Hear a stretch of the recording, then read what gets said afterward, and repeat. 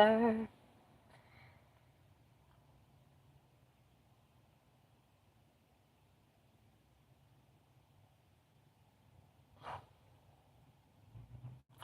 I really think maybe I downloaded too many PDFs and it's being crazy.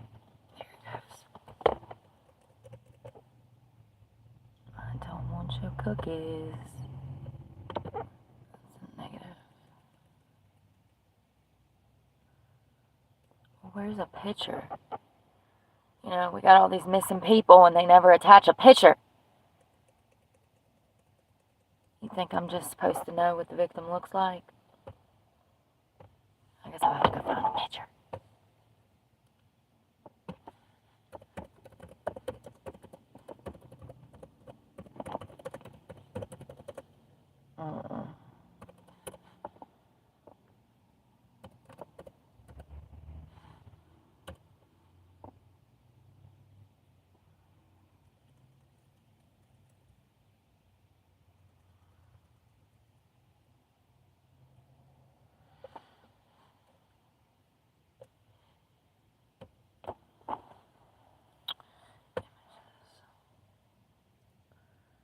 Which one is she? Oh my Lord. Y'all.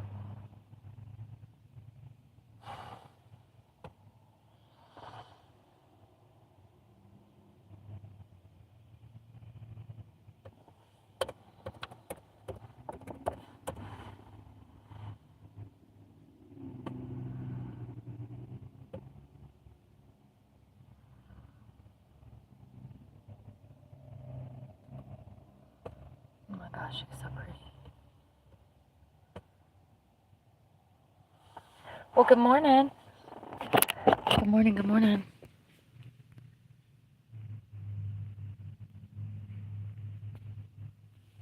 Get my computer out.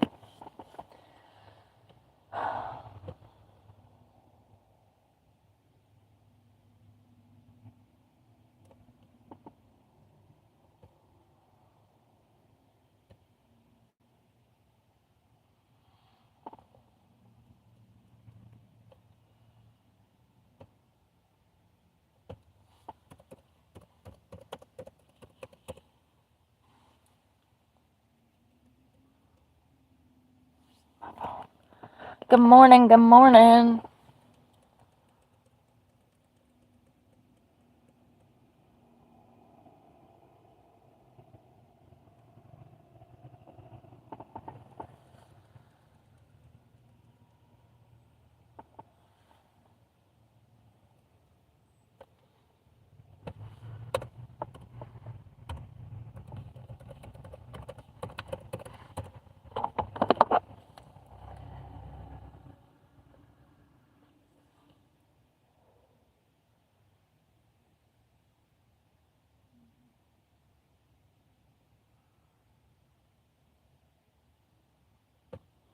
So I told y'all yesterday, right, that Trump plans to cap credit card interest rates. I mean, I genuinely blame the public for this problem because they get so desperate to have a credit card that they're willing to sign on the dotted line for these high-ass APRs. And this is why I don't mess with credit cards, because I don't play those games. You know what I mean? It's a stupid game to play, especially when you're already poor and you're just going further in debt. In my opinion, unless you're making a significant amount of money, you don't need to be messing with credit cards. It's not smart. If you're making, $75,000 to $100,000 a year, absolutely, go get you a credit card. But if you're making less than $50,000 a year, credit cards are not for you. Plain and simple. It will push you farther in debt. And matter of fact, every time you think you're at your lowest of low, the credit card company will sweep in and say, hey, we'll further that line of credit so that you go farther in debt. It's a very dangerous game. And they say that it's important to have a credit card to build credit. Absolutely not. Absolutely not. It's bullshit. You do not have to have a credit card to survive in America. I've never owned one. Never. And because of that, I have no debt. So, am I ahead of the curve or am I behind? Because I just feel like all of my friends that are hundreds of thousands of dollars in debt between student loans and credit cards, I don't know. Am I ahead of the curve or behind? All I know is that we're carrying 1.17 trillion in debt right now, in massive credit card debt in the United States. And these are very high interest rates, and people are not paying those bills on time. So this is a huge problem, and it's become very expensive very quickly. Donald Trump said, I do believe it was day before yesterday or the day before that, it was earlier in the week, he said that he's going to put a temporary cap on credit card interest rates at 10%. He said that he has no choice but to do this because credit cards companies have gotten greedy. When he said 20 to 25% interest, I said, yeah. That's what I've been reporting for 4 years, and everybody says I was lying. So I'm glad that he has the same numbers that I had, because I have friends that are financing Kias for 21% APR out of desperation because they have poor credit, because they're in a cash-only business, because they have no proof of income. They're absolutely willing to sign for a fourth of that vehicle, which is unbelievable. I mean, it adds to the problem. It starts to stack like dominoes or Jengas. And at some point, it's all going to fall. So he's putting a temporary 10% tax. They cannot charge any more than 10%. So if you have a credit card company trying to tell you that you have to sign for something over 10%, you simply tell them that is illegal now. That's not what Trump said. That's what you say. That's not what Trump said. And you walk away because it's somebody trying to scam you. Anybody that's asking over 3% for anything is already scamming you. Just to be clear, 3% is it. We go for 3 and under. 3 to 1. 3 to 1% on everything. Everything. Cars, homes, credit cards. 3 to 1. That's the rule. We do not be out here financing shit at 10%, 30%, 25%, which people have absolutely been doing. This is why the housing market looks like this. This is why the vehicle market, motor vehicle manufacturing market looks like this. This is why everything is inflated, because people got desperate. Supply and demand, immigration, poor people in office, multiple reasons. But I'm just here to tell you that it is unbelievable that people have been out here getting credit cards for this rate. I mean, no wonder this country looks like this. Like, it's just unbelievable. When that girl told me that she bought that Kia at 21%, I almost fainted. I said, bitch, it's a Kia. and even if it wasn't, I don't care if it was a damn 747. 21% is insane. And it always will be. Good morning, Andrea.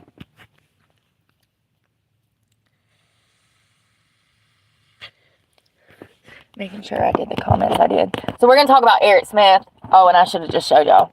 So if y'all don't know who Eric Smith was, he was actually paroled last year. And I really don't know how I feel about it.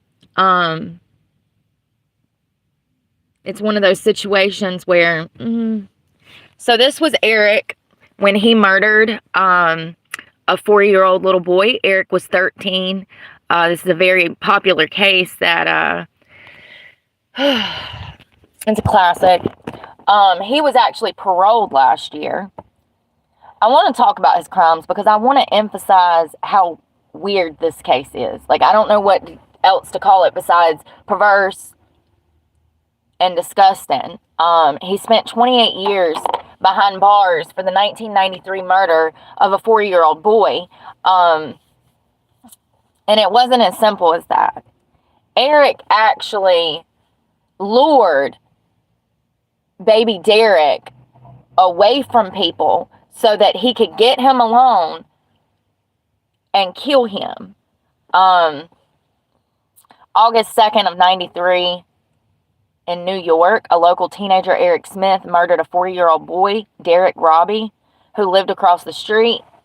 Early that morning, Smith, that's Eric, he was only 13 years old. That's what I think is the most disturbing part of this entire case, is how young he was. And I I question, when you're out here luring children, sodoing them, he molested this little boy, and then you bash this child's head in at 13. I don't know if he should have been released. Apparently, some woman is willing to marry this freak of nature because he's engaged now. This was little Robbie when he was 4. Then get missing. Bye. So this is what I do. If you don't like it, suck a dick. This is little Robbie. And as you can see, he was like a baby. That's a baby. Okay, he's 4. He's still a baby. He was lured away by Eric. And Eric beat this child, sexually abused this child, and then went back to living his life like he didn't do anything wrong. Eric Smith, in my opinion, is one of the most dangerous people we have ever let out on parole. This type of behavior does not stop. The fact that this behavior where he sodoed a 4-year-old essential toddler and then bashed this baby's head in at 13 years of age, it's one of the most sickest things that you can possibly do to another human. And this boy was only 13 when he did it. Now, the media dubbed him the freckled-faced killer. Eric should not have gotten parole. This is very scary. My prediction is probably something, since he's engaged, probably something DV will happen. I think Eric will end up back in jail.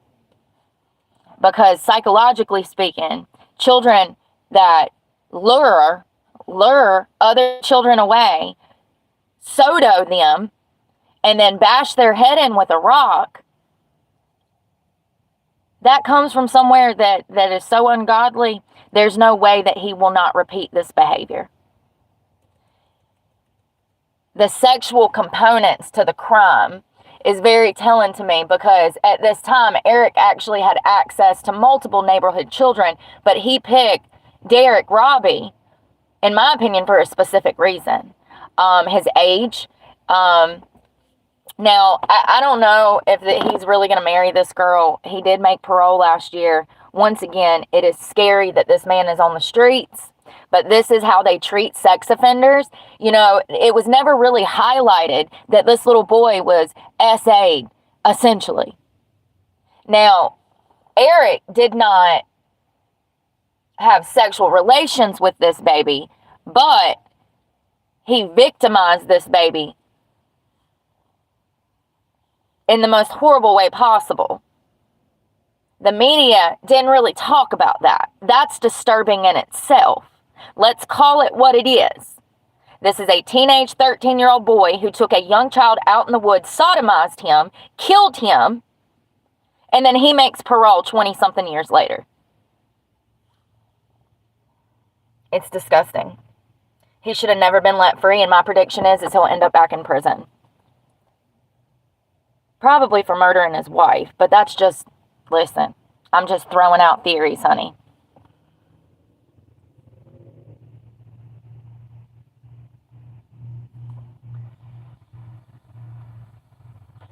So he's engaged.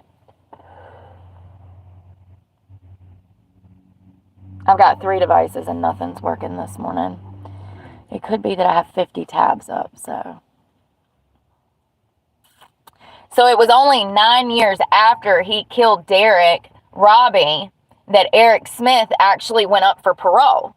But they told him that he couldn't have parole 9 years into his sentence, so it was denied. He would have more opportunities for parole every 2 years for nearly 2 decades. It was a reoccurring nightmare for the Robbie family.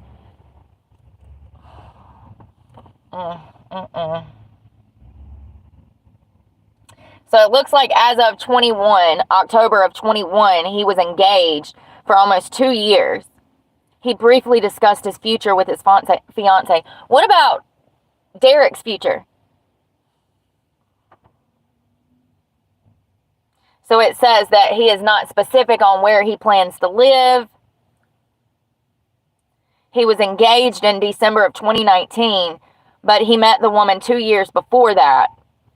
His lawyer is studying to be his fiance is studying to be a lawyer. This is another problem I have. What is it about women who are supposed to be intellectually inclined getting with these killers and murderers? We see this all the time. You know, honey, what, you think he's innocent? Bless your heart. And it says, according to him, his fiance was studying to be a lawyer, and she contacted Smith to ask him about the juvenile justice system. She was doing research to compare the juvenile justice systems in North and South America. So you call a child killer an R-wordist? Girl, bye. Said they started writing to each other.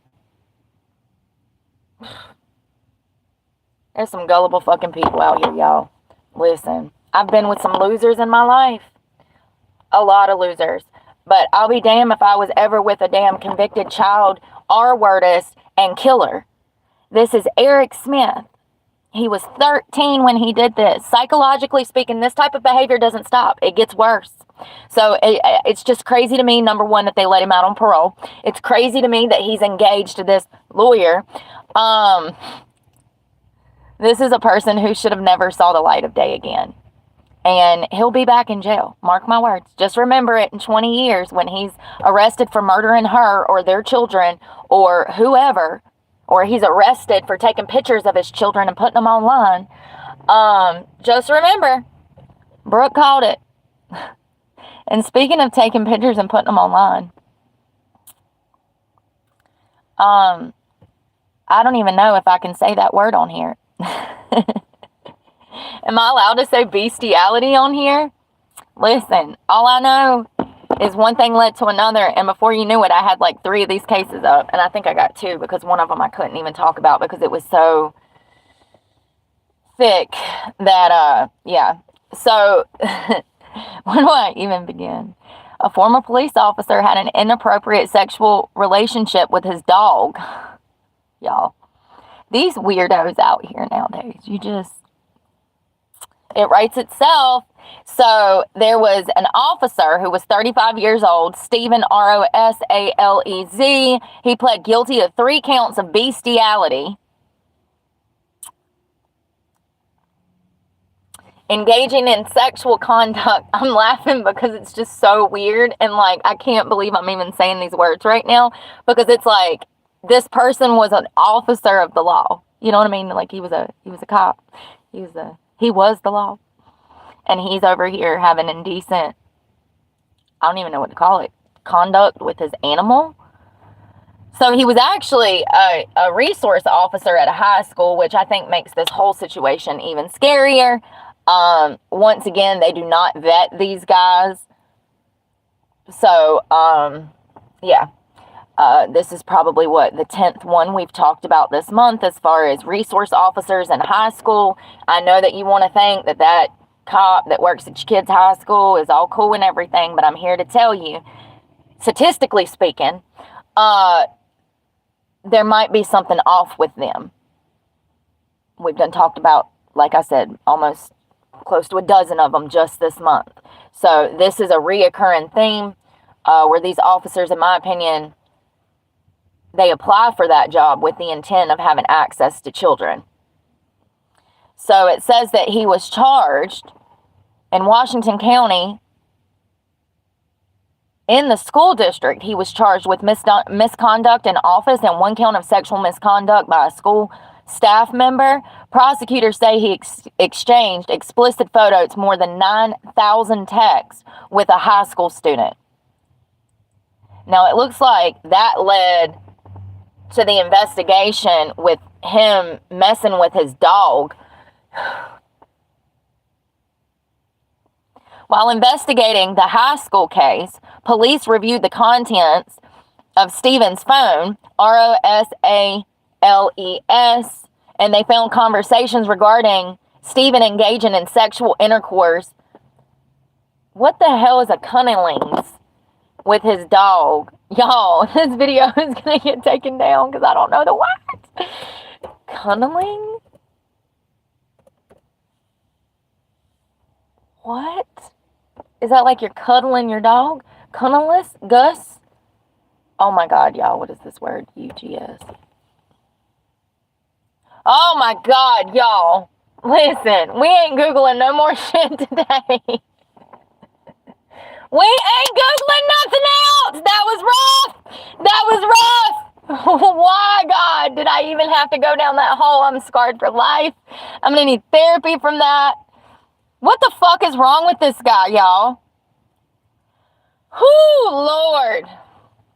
Just don't Google it. He was placed on extended supervision for 3 years. He wasn't sentenced to prison? Oh, he got 2 years in prison, 3 years of supervised probation. Oh, he tried to say he had health issues and work stress and his wife had miscarriages and that's why he's over here fucking dogs.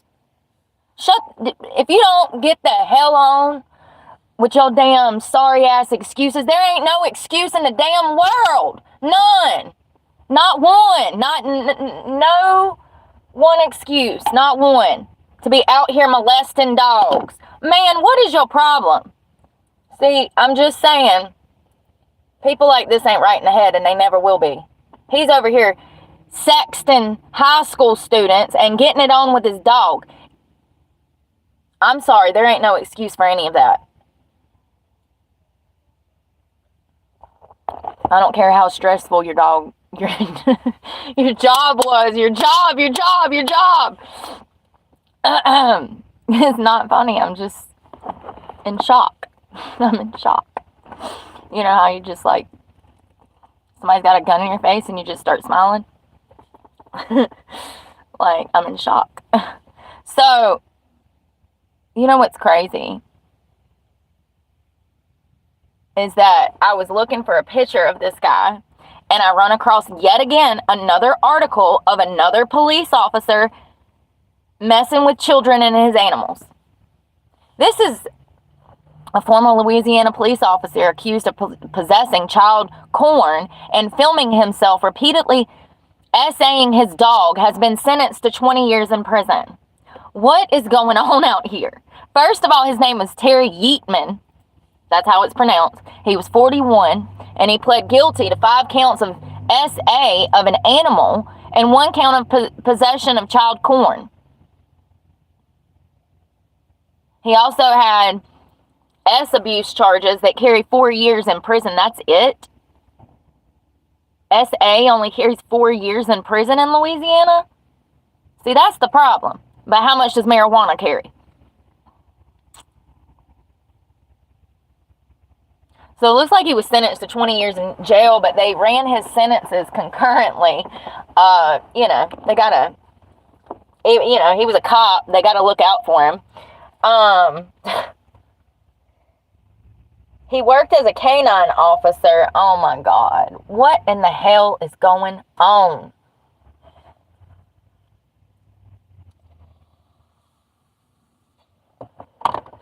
So the corn charges were tacked onto his record in 2019. He was charged with them. He was once a canine officer and was identified through a child corn investigation targeting another former law enforcement officer.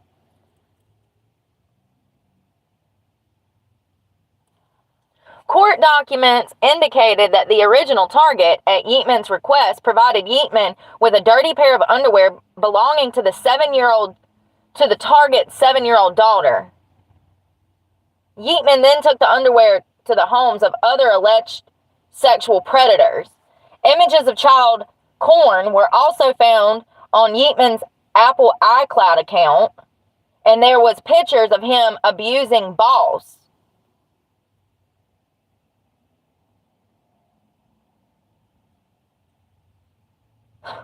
Just 2 months before he was busted with child corn and screwing his dog. I'm sorry. I don't know what else to say. I'm scared the B word is going to get me. He was honored as an outstanding effort over the year What? Outstanding effort over the year to champion the protective rights of DV violence victims and their families.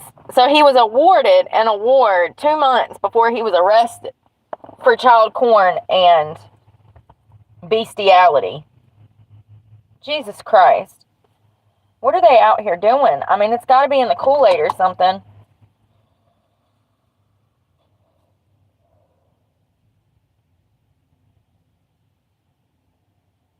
And he was actually facing 40 counts of SA related to animals. What?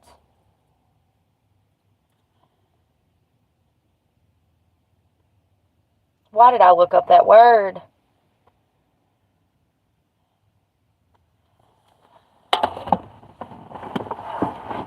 I cannot believe they let Eric Smith out of jail. It's just so crazy. Some people need to stay in there for forever, and he's definitely one of the ones. I mean, where are the psychological, the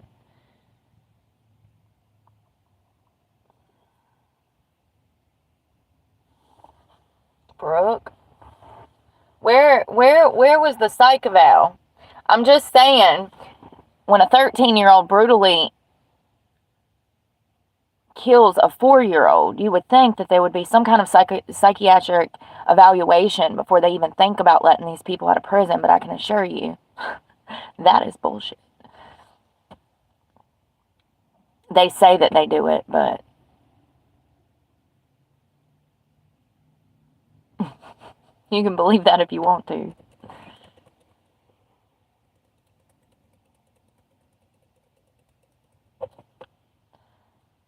Officers over here messing with animals and stuff.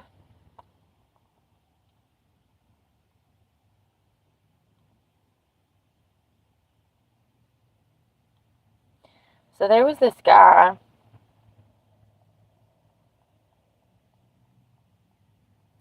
that there was a grandpa in New York who fell to his death this past week, right before Thanksgiving.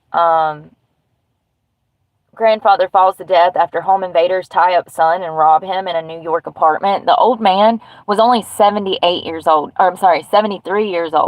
and he actually fell out of a 6-floor story window. The craziest part,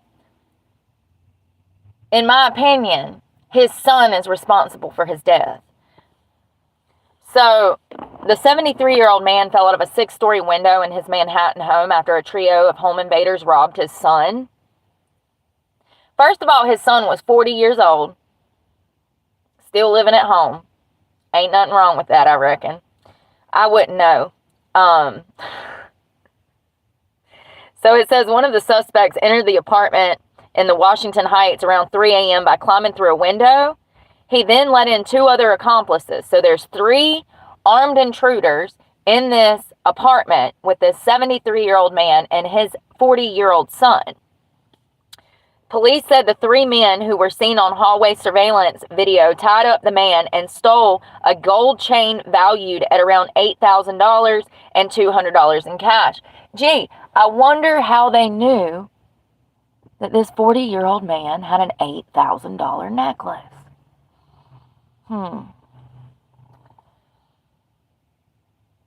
The video outside the building showed the feet of the last 2 of the suspects walking on the scaffolding, and investigators said that the third entered the building and helped the others get in through a fire escape. About 30 minutes later, the robbery's victim's father, identified by police as Ramiro, fell out of the window and onto the scaffolding below.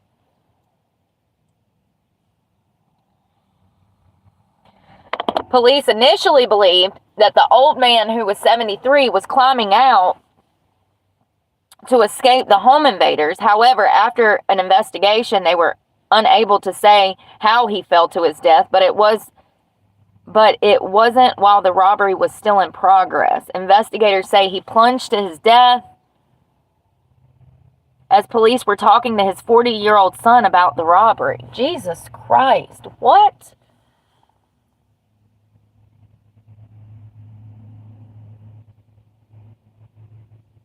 First of all,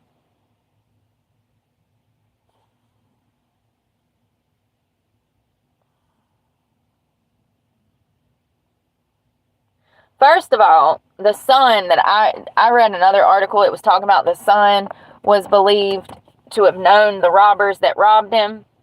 Now, I don't know if there's any validity to that, but I didn't know that he fell when I thought he got scared and fell out the window.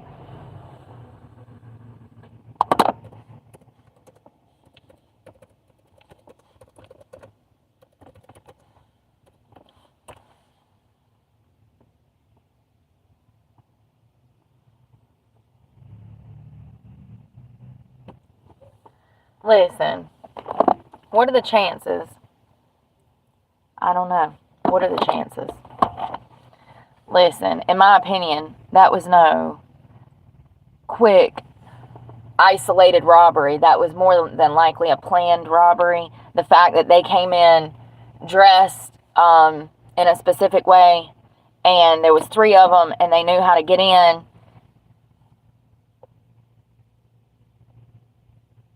They came in at 5 a.m. through a window, and then the one guy let another 2 guys in, and they began to tie up the man's 40-year-old son.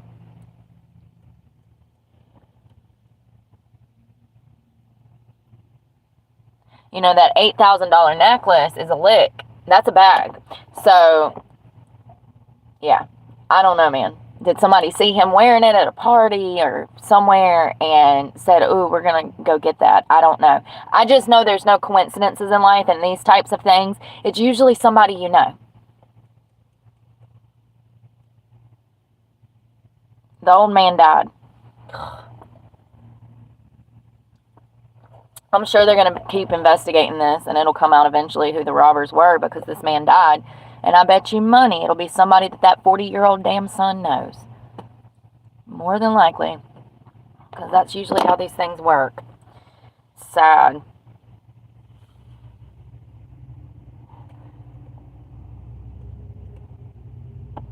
There's a woman that's missing that I wanted to highlight. She's actually been missing. Gorgeous. Her eyes, y'all. She got some of the prettiest eyes. She's a 40-year-old black female, 5'6", approximately 160 pounds, black hair, braids with brown twists, and she was reported missing in Perion, P-E-R, but this is Jacksonville Police Department. I know, wasn't she? She is, and I hope that she's still alive, but, y'all, she's been missing since October 16th. So it says her name is Letitia Patillo. She was last seen on the morning of August 13th. Jesus. She was with her daughter around 5 a.m. on Sunday morning near Ridge Court. It says that her daughter returned home. It sounds like the mother, the grandmother, and the daughter all lived together. Says that the mother and the granddaughter were walking together around 5 a.m. and then the granddaughter come back to the grandmother's house, but the mother was missing. Her mother, the grandmother, said that she put out flyers the same day. She said, "I'm not waiting 24 hours. That's what you do. You take things into your own hands. Don't be out here trusting the police. They are not your friend. So she said she was not waiting 24 hours to file a report. She immediately drew up flyers on her own, started sticking them around the neighborhood, started going door to door, asking if anybody had saw Letitia, and she's still not been seen since. The story don't even really make sense, how you're walking with your daughter and then you just go missing. But this was a child, so the granddaughter is a child, so there's no telling what happened. She was a dedicated mother. She's not going to just up and take off and go start a drug problem. This is not that type of situation. We don't know if she was snatched. We don't know. And she's been missing for, 2 months now? Over 2 months. It's just sad that they haven't found her because she's gorgeous. And I feel bad for her children.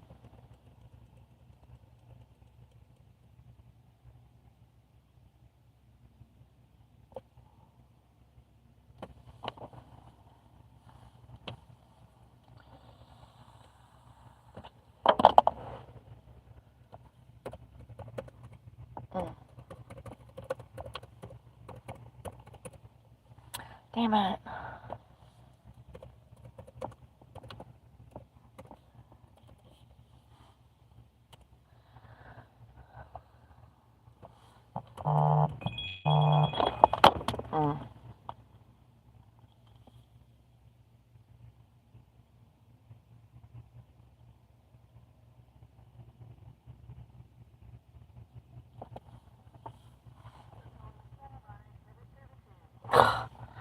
Fucking credit services. Listen, y'all, I don't know how these people be getting my number, but I can't.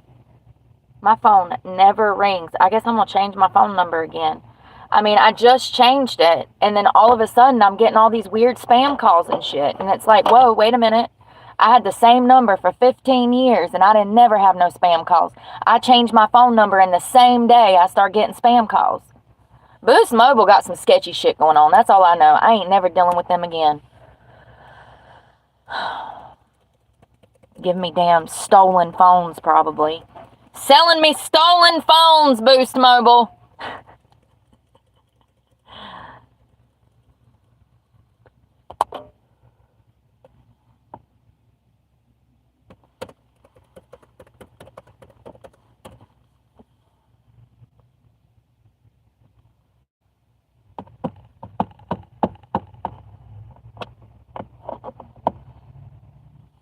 I gotta do laundry today. I need to go get the tire. They don't even open till damn 10 a.m. It's a mom and pop's place that I've never been before, but I talked to the guy, and he said that he's got a 265 R18 for me, so he's got my tire. And he said that he could price match Walmart, which is like 178 to like 185 after tax. Come on, computer. I swear this damn thing is about to kick the bucket. Oh, let me read you this article about the psoriasis, because new research from France has found a link between the skin condition psoriasis and eating a higher quantity of ultra-processed foods, which is UPFs. There we go. There we was doing good, and then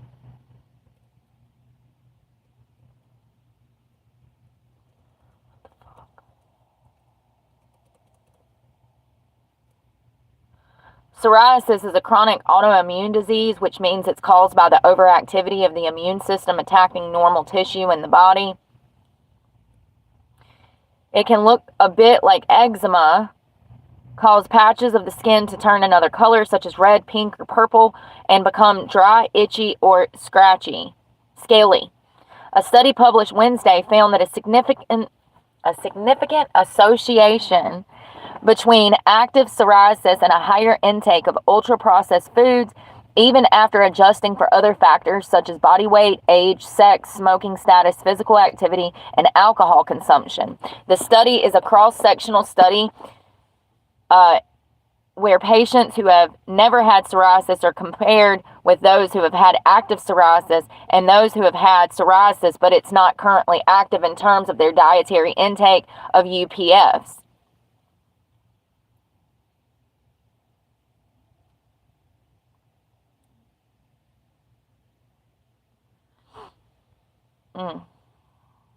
Larger scale studies were,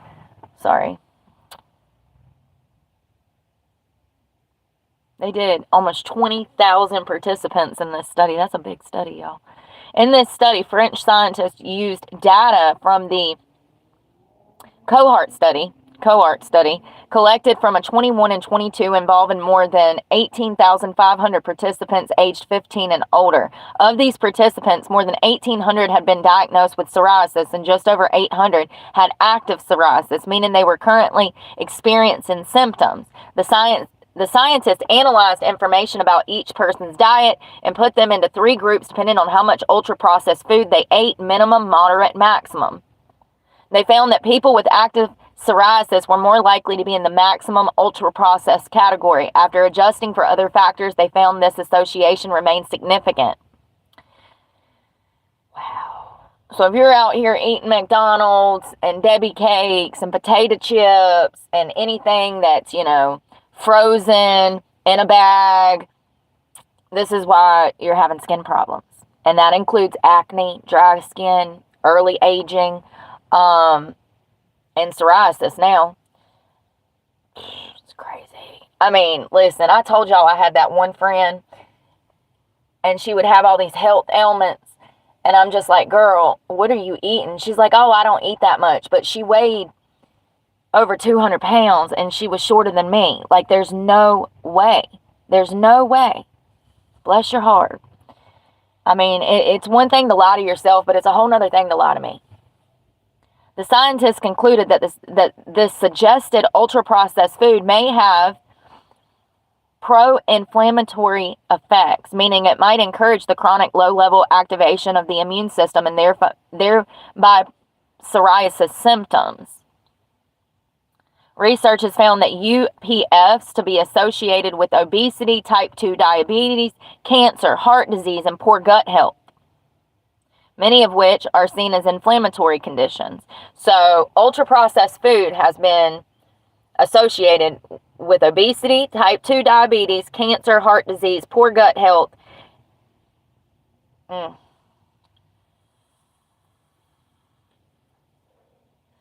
It's sad we have to rely on research out of France because America is so money hungry. They don't care about our health anymore. They'd rather shove Big Macs down our throats, hope that we get sick so that we need 5 different prescriptions before the age of 35 so that they can make money off of us.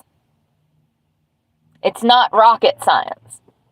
It's literally, diet is one of the easiest things you can ever learn about because it's simple. It's simple. Where was it made? Was it made in a field? Was it grown on some land? Or was it made in a lab, in a processing plant? You know what I mean? Like, it's pretty simple. But like I said, I got friends that swear their health conditions are not because of their diet, when clearly I can see from the outside their body is screaming for a good diet. Their face is breaking out. They got psoriasis and eczema all over their body. It comes from a poor diet. So I want to talk about this officer that was denied parole. Stephanie Lazarus, a former LAPD detective, was found guilty of killing her ex-boyfriend's wife.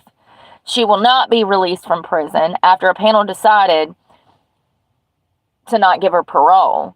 Stephanie, she was a detective for the LAPD. She was found guilty of killing her ex-boyfriend's wife. Y'all literally just, this is what I'm talking about. Look at this. Look at this. What does that say? And then what does this say? They literally printed the same freaking thing. Y'all don't think I can do a better job than that? I can promise you I can. And I suck at writing. But I can do a better job than this. That's all I'm saying.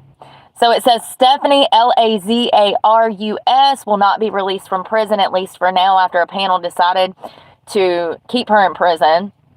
Experts say this is a unique case. How? She murdered a woman. That's not unique. Ooh. This bitch. Hold on.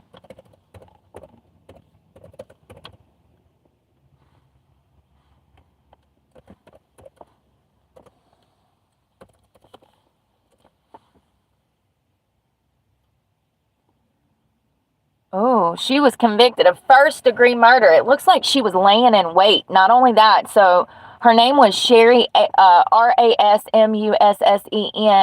She was found dead on February 24th. Oh, wow.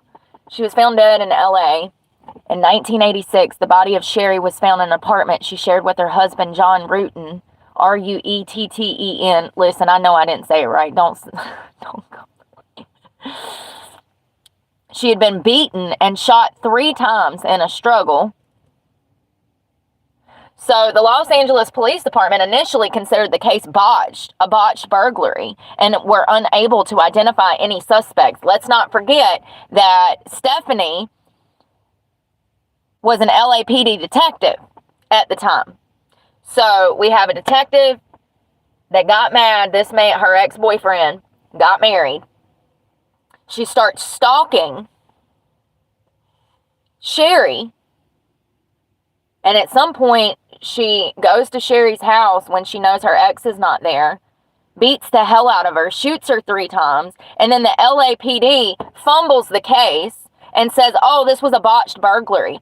First of all, to beat somebody and then shoot them 3 times is not a botched burglary. That is personal.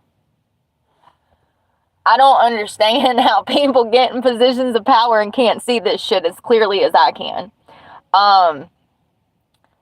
So they considered it a botched burglary. Sherry's father believed that the LAPD, Sherry was the deceased woman that was found. Her father believed that the LAPD officer Stephanie, who was in a former relationship with Sherry's current husband, was a prime suspect. So the family from the start said, wait a second, you actually need to go look at one of your officers. Let me just tell you right now, the LAPD did not hear a word that family said. Anytime you go to the cops to report one of their own, it never goes well, honey. You're either on that side of the fence or this side. Detectives who re-examined the cold case file in 2009 eventually focused on Stephanie, who was a detective. A DNA sample from a cup she had thrown away was matched to 1 bite. She bit this woman? Lord have mercy. And y'all didn't think that there was... Why? Why did I have to be a criminal at 18? So we have bite impressions, DNA, because apparently Stephanie, who was the LAPD officer, who was mad at Sherry for marrying her ex, bit this woman, beat the hell out of her, and then shot her 3 times in her own home. How horrific. And you know, here's the thing. I read that Sherry knew she was being stalked by somebody. We'll come back to that in a minute. So Sherry was already on high alert, scared out of her mind. So there was a bite mark on Sherry's body. And because of that bite mark, they were able to match DNA. What about teeth impressions? Did y'all even go for that, or y'all just don't do your job anymore? She was convicted of first-degree murder in 2012. And remember, Sherry died in 1986. So that was a lot of years that the LAPD sat doing nothing, as one of their own was a detective and was the murderer. She was sentenced to 27 years to life in the California Institution for Women in Chino. She appealed the conviction, claiming that the age of the case and the evidence denied her due process. Girl, cry me a river. You shot and killed your ex's wife.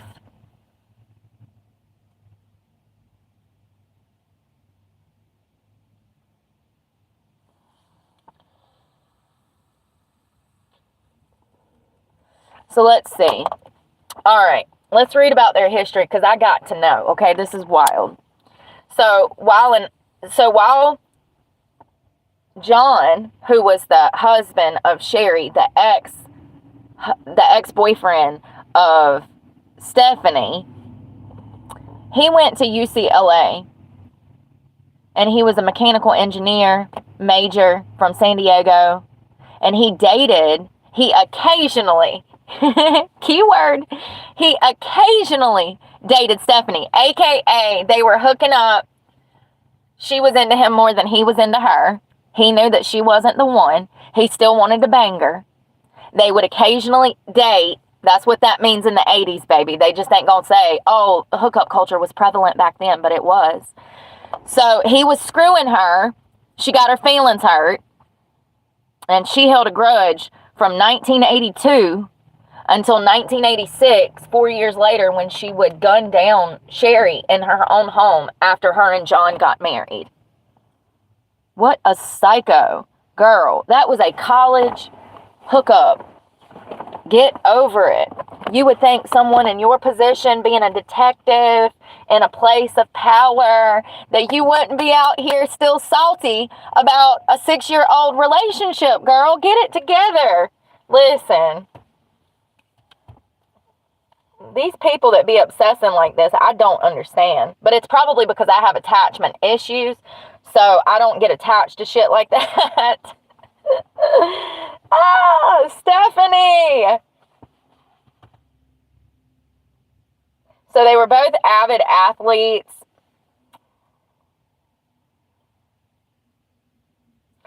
Oh my God, this is so creepy. So apparently Stephanie would steal John's clothes when he showered and take photographs of him in his underwear while he slept. What did I say? John said that he never considered the relationship anything more than necking and fooling around, aka hooking up. So John and her are having sex. She's in love with John. She's stealing his clothes. She's taking pictures of him when he's naked. How weird. Nobody thought that was a red flag. I'm just saying that's a damn red flag.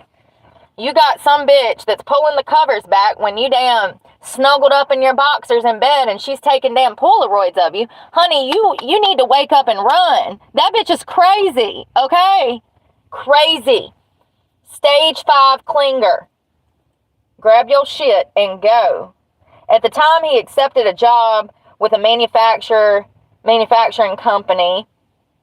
She was admitted into the police academy and become a uniformed officer with the Los Angeles Police Department, the LAPD, in 1983. No, John, don't say that. In court, he later testified that he had sex 20 to 30 times with her, but that she was never his girlfriend. What did I tell you? Stephanie was salty. Girl, that's why you don't sleep with people.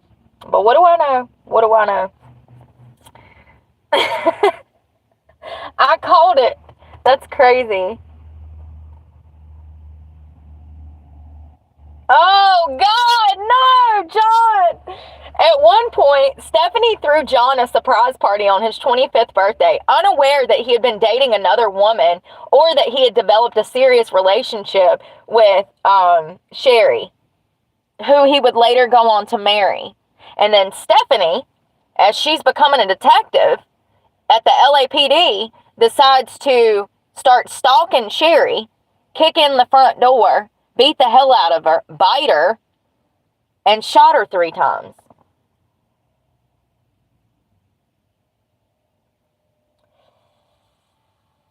So Stephanie would go on to write love letters to John and John's mother, stating, "I'm truly in love with John. The past year has really torn me up. I wish that it didn't end the way that it did. I'll never understand his decision." Girl, you were a college hookup.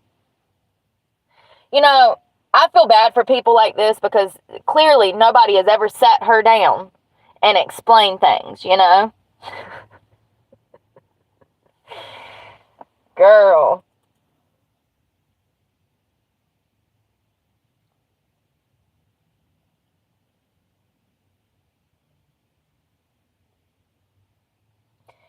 So at one point it looks like Stephanie bombarded John and was like, what are we, you know,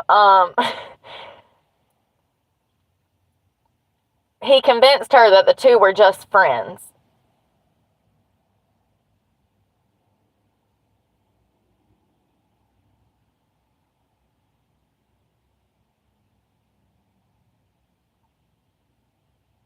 Oh my God, this was at him and Sherry's house. At this point, him and Sherry were living together. Stephanie keeps intervening, trying to interject herself into their lives. Sherry had a huge problem with this. At one point, Stephanie even came by in her uniform, armed with a gun on her hip, to pick up some skis. And at this point, Sherry was unnerved by these visits and pleaded with John to make Stephanie stop just popping up. I mean, how Horrific. This woman is a cop showing up in her uniform with a gun on her hip. You're a newlywed woman wanting this woman out of you and your husband's life. And this woman finds any and every reason to show up, to talk to John, to come by their home. And this is a cop. Who you gonna call? You can't call the cops. They're not gonna listen because she's on that side of the fence. So they're gonna have her back, hands down.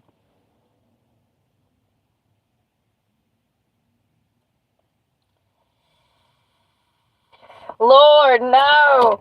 This girl, y'all. Why did somebody not call the FBI, the state police, the CIA? Woo! Y'all, Stephanie is off her rocker. She goes by John's father's office. And she went by Sherry's office. And she said, if I can't have John, no one else will.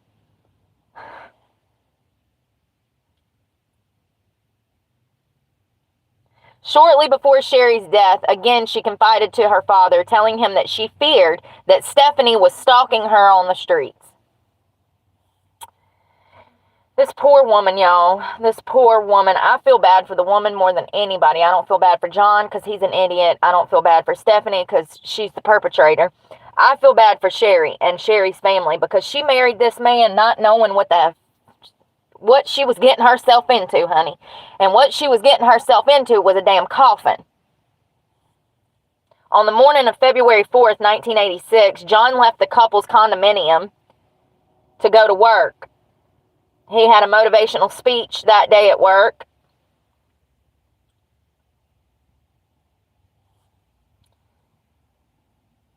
I'm sorry, Sherry. Sherry was supposed to have a motivational speech at work, but she did not feel good. To avoid it, she told John she was going to call in sick, using a back injury she had occurred while doing aerobics the day before as an excuse. At 9:49 a.m., a neighbor noticed that the garage door was open to their home with no cars visible. Approximately 15 minutes later, John made the first of several unanswered calls home over the course of the day. She was already dead. That's why she's not answering the phone. At noon, two men who the neighbor believed were gardeners in the compound gave her and her husband a purse that they had found, which turned out to be Sherry's. Somebody stole her purse and ditched it to make it look like a robbery. That's why the cops thought that it was a damn robbery.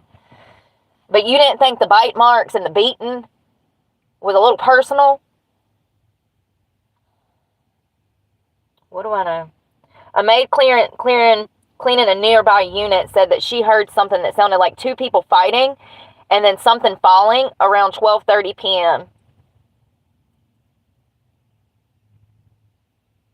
When John returned home in the evening, he found his garage door open and broken glass on the driveway. He discovered that the BMW he bought for Sherry as an engagement gift was missing. Because of what Sherry had said in the morning about her plans, he found it strange that she would have later gone out without letting him know. And that's what I'm saying. Things were different back in the 80s, man. Nobody had cell phones. So, if we called Mama's house and Mama didn't pick up, we was riding to Mama's house to see what happened to Mama. So, I don't understand why he had all these missed calls and he didn't get off of work and go home. Because I would have. That's what you did in the 80s. When somebody didn't answer the phone for damn 12 hours, you rode over there because you didn't have no choice. So, I don't know. It's just, I guess he had to work and he couldn't leave. I get it. But I just want to be clear that this was before cell phones and things were done differently. If we didn't get an answer, we was going to roll up and check on you, okay? The house's answering machine had not been activated, although both of them usually activated when they leave the house unaccompanied. So she never left the house, is what they're saying. John would find Sherry dead on the living room floor, shot 3 times. There was sign of a struggle, such as broken porcelain vases, a bloody handprint next to a burglar alarm panic button, and toppled over house things. It appeared that someone had attempted to bind her at some point, like Sherry's hands together. She had defensive wounds and a bruise on her face that appeared to have been inflicted by a muzzle of a gun. The gun had been fired through a quilted blanket, apparently to muffle the sound. That takes some premeditation right there. The investigating criminalist who observed the bite mark on Sherry's arm took a swab for the DNA. What about pictures and a cast? And y'all, that's actually one of the best pieces of evidence that you can get is a bite impression. We see it a lot in SA cases. If you can match them teeth up, buddy, that's about as good as a damn fingerprint. So I don't know why they just took DNA when they should have took pictures. And maybe they did. Maybe they did. Maybe they did. I just ain't seen that. So the LAPD detectives investigating the case quickly concluded that Sherry had been surprised and killed by a burglar. I want to see a picture of them teeth impressions. I want to see how big they are, because I can tell you right now if it's a woman or a man. You know what I mean? It's just crazy.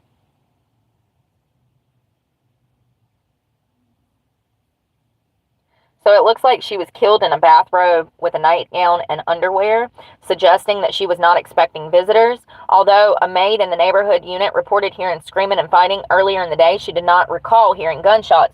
Well, Stephanie used a quilted blanket to muzzle the sound of the gunshot. So she put the blanket over the gun before she fired into Sherry, which is just crazy. I mean, that takes some forethought. That's all I'm saying.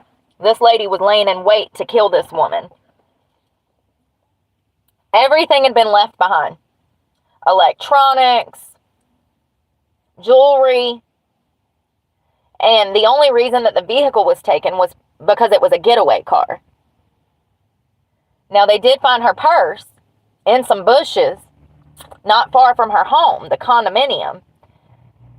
But this was a detective Stephanie worked for the LAPD, so she knew exactly what to do to make this look like it was a home invasion. The abandoned BMW was recovered a week later, but it yielded no new evidence. The only other item that appeared to have been taken from the home was the couple's marriage license. Whoa, wait a minute. Hold up. Skirt. Nobody thought that was weird? Why would an armed robber break into a house just to steal a marriage certificate? That is the biggest clue in this case that we have. You know why she stole it? Because she was jealous, because she was mad. She was pissed that John married Sherry and not her. She was completely obsessed with him. Could not take no for an answer. She's over here as he's about to walk down the aisle with his new bride.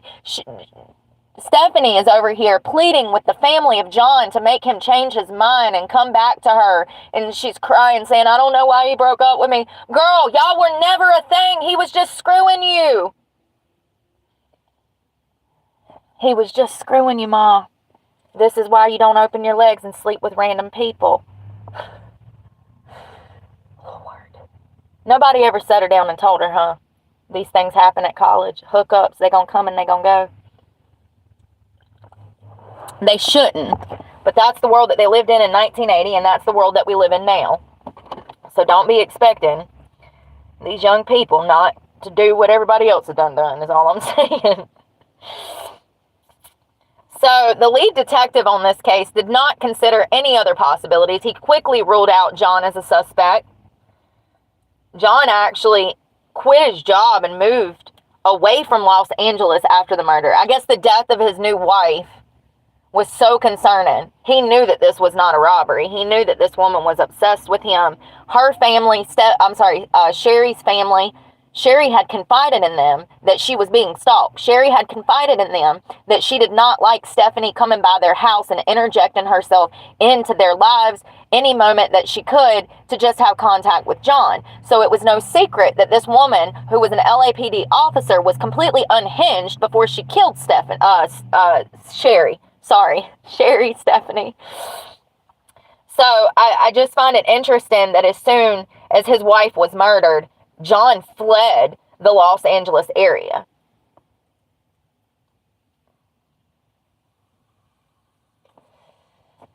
Her family, Sherry, the deceased's family who was gunned down by Stephanie, her family and John had told the LAPD both that they did not think this was a robbery. They thought this was a hit, and the detectives shoved it under the rug. So apparently this area, there was multiple burglaries going on at the time. They had had other people that were robbed in the area. The police remained focused on the possibility of a burglary, especially in the light of one reported later in the same area in which one of the two reported suspects had been carrying a gun, possibly a .38 caliber, like the one that had been fired into Sherry 3 times. They found the bite mark to be unusual, as bites during struggles are awfully more commonly inflicted by women, while the majority of burglars are men. However, because men have bitten opponents during fights as well, the burglary theory stood. I'm just saying that, I don't know. Let's look it up.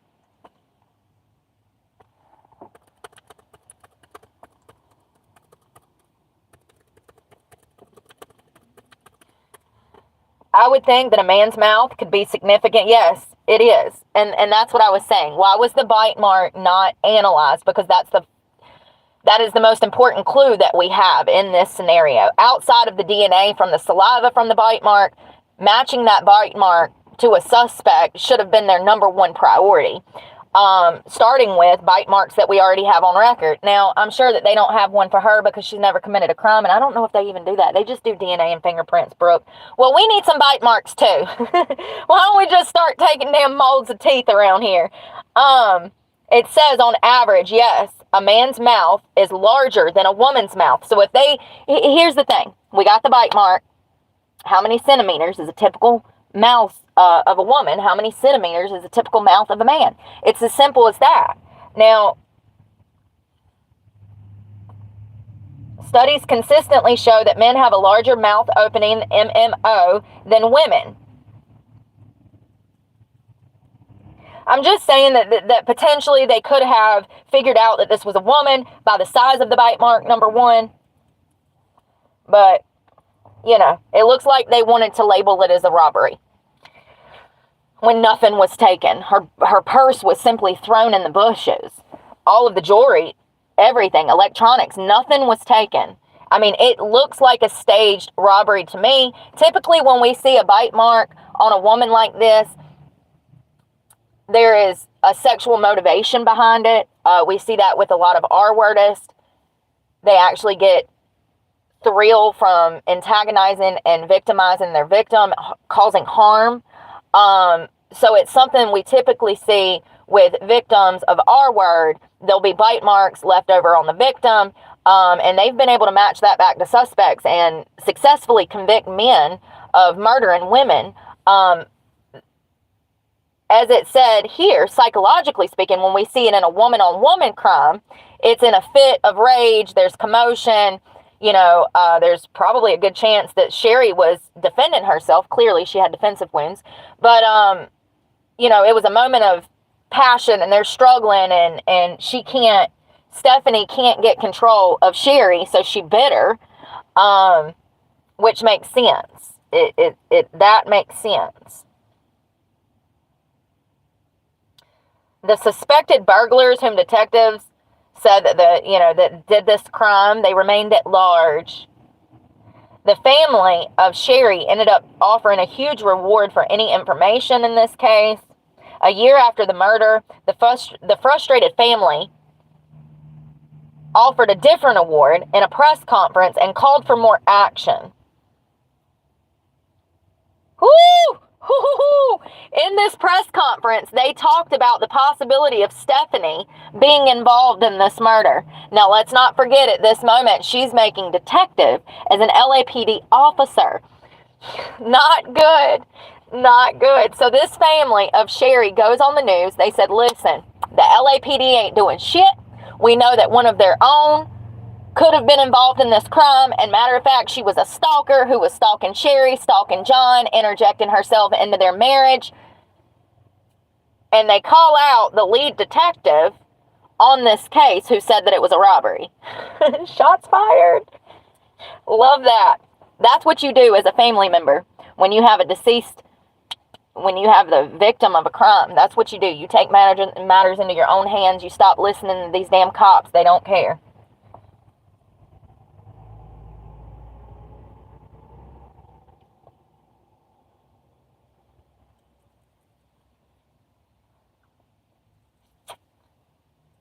In the meantime, Stephanie continued to work for the LAPD. She also started her own private investigation firm, Unique Investigations. In 93, after stints at the department's Drug Abuse, Education, and Internal Affairs Division, she was promoted to detective. 3 years later, she married a fellow officer and adopted a daughter with him and moved back to Simi Valley. At work, she became an instructor at the police academy. John eventually remarried as well.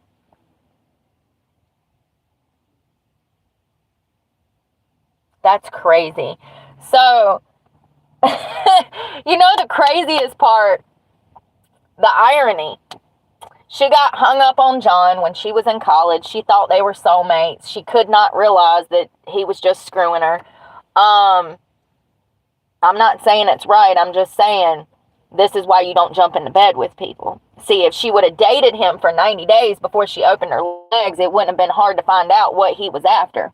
But, you know, sometimes these young girls, nobody sets them down and has this conversation. I was one of those young girls, so I get it. This is why I'm saying. This is why it's important that you teach young girls how to carry themselves, and the importance of different relationships through different periods of their lives.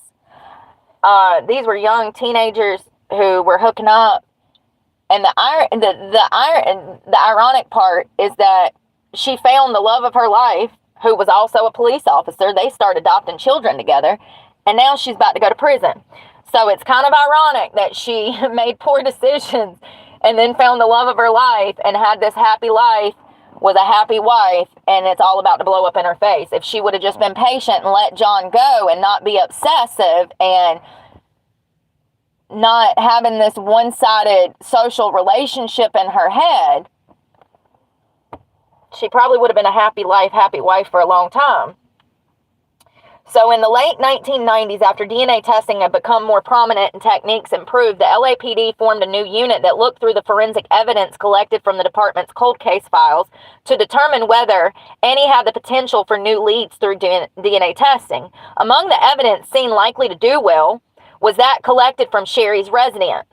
It was not until 2004 that another criminalist, Jennifer, was able to analyze it. Some of the evidence from the Sherry's case included that, which might have contained the suspect's DNA, was missing. What? Listen, that's something else I forgot to tell y'all about.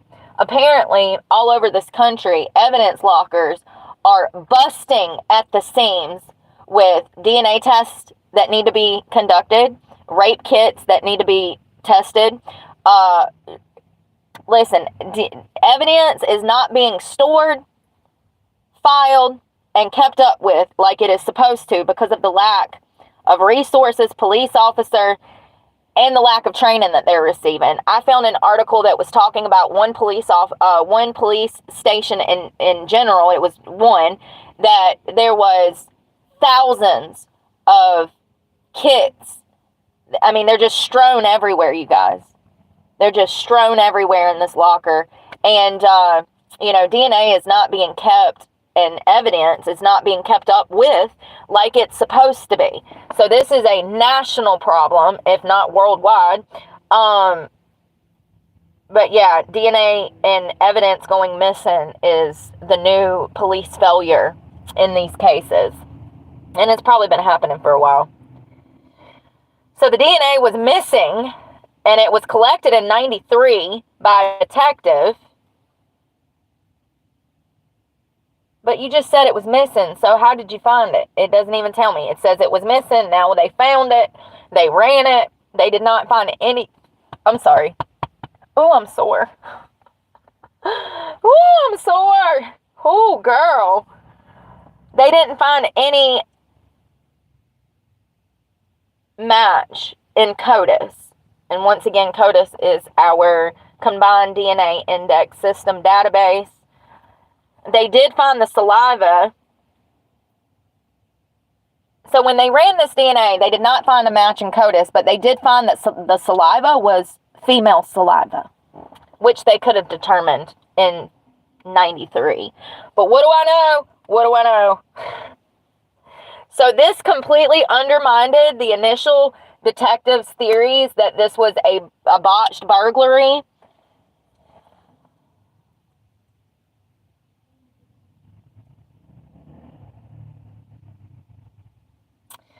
So Frances over here, the DNA tester, she determined that upon discovering the biter, the perpetrator, was female, she reviewed it and came across a report of a third-party female who had allegedly harassed the victim at her job and residence before the murder.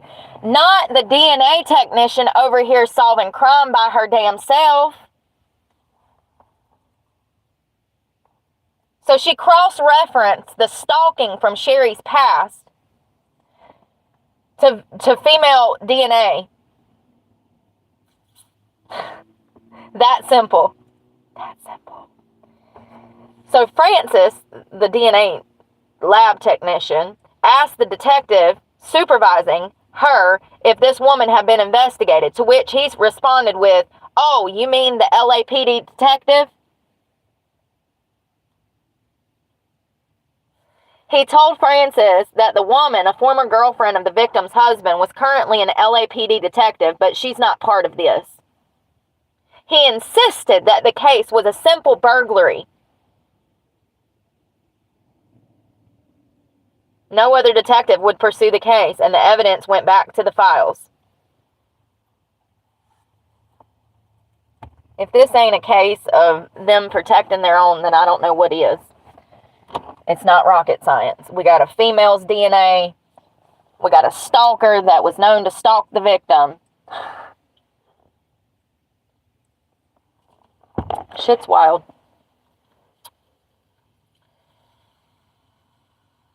And she was free for like 20 years after she killed Sherry. That's what pisses me off. She was able to have a free life, get married, have children, well, adopt children, which is definitely concerning in itself. By 2009, crime in Los Angeles had declined, and detectives were assigned to look into cold cases to increase the department's clearance rates. That's what it says. Because the DNA pointed to a female suspect, they decided the burglary theory was invalid. They would have to start from the beginning. Well, you ain't got to go very far. Just walk down the hall into your coworker's office, and there you go. That's what I said. So these two new detectives looked at the case with the burglary staged to throw the police off the trail. Duh. They didn't even take anything out of the purse. They just threw the purse in the bushes.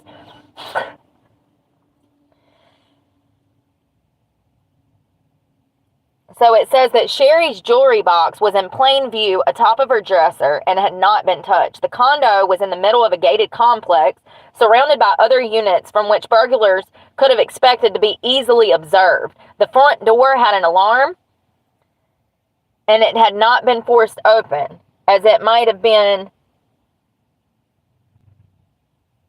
open in itself. Inside, a key aspect of the crime scene was also inconsistent with the burglary theory. At the top of the stairs was a stack of stereo equipment atop a VCR. Definitely the 80s. If, as the evidence suggested, the struggle between Sherry and her attacker had began upstairs and then continued downstairs, that stack would have likely been knocked down the stairs and scattered as well. It made more sense to assume that it had been stacked afterwards, although a burglar would have fled the scene immediately after the shooting. The forensics reinforced this theory. On a record player atop the stack was a thumb-shaped blood stain. It had no print, suggesting whoever left it there was wearing gloves to avoid leaving identification. But the blood was Sherry's, suggesting the equipment had been stacked after the struggle and shooting. Now y'all are using your brain. It had been left behind. The detectives realized to make the crime look like something other than what it was. Yeah, because you got one of your own over here with experience. From the 4 bound volumes of the case file, they developed a quick list of 5 female suspects. One of those people was a police officer. By then, Stephanie had been promoted to a higher rank of detective and was working art theft cases in the commercial crimes division.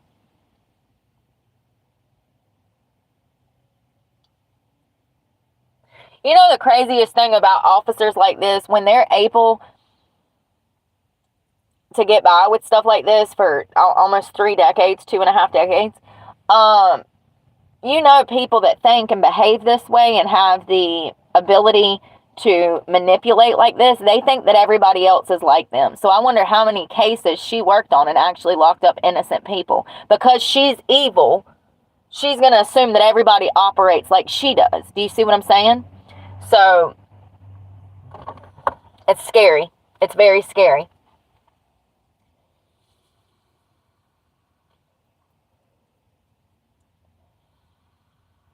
Y'all over here doing the mostest for the lestest. So, apparently all 5 of these suspects, they went through them, you know, checking boxes, making sure they weren't the killer. When once again, it's clear as day to me who had the motive, opportunity, and means to commit this murder. Anyways, these cold case detectives went through every single of these 5 women. Blah, blah, blah, blah, blah. So the detectives began looking into Stephanie's life during the mid-1980s. Another detective recalled at the time, most LAPD officers had preferred a .38 as their backup or their off-duty carry gun. Sherry was shot 3 times with a .38. In fact, they were required to purchase only weapons compatible with the federal Plus P ammunition which had been used in the murder. State and departmental records showed that Stephanie had owned a Smith & Wesson 49-38 at the time. 13 days after the murder, she reported it stolen to the Santa Monica Police Department, but not to her own department.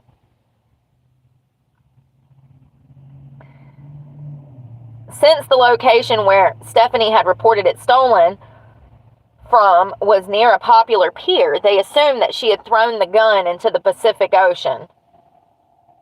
Without the weapon, DNA would be the only definite way to connect her to the crime. That's all we need. What are you talking? I'll just throw it out the window.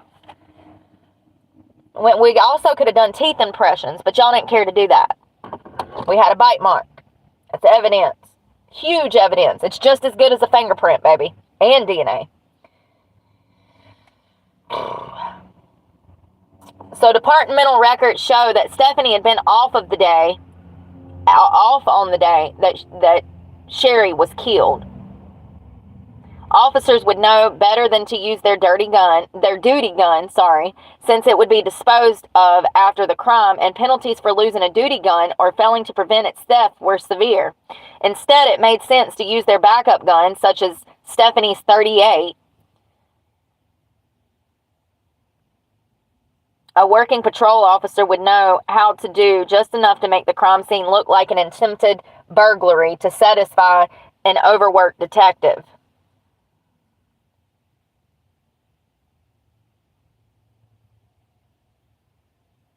So Sherry's father, who Sherry had went to and said that she was being stalked by Stephanie, Sherry's father seems to be the most outspoken person about this whole situation. He went to bat for his daughter, and he said that his daughter, that Stephanie would not leave his daughter alone or John alone.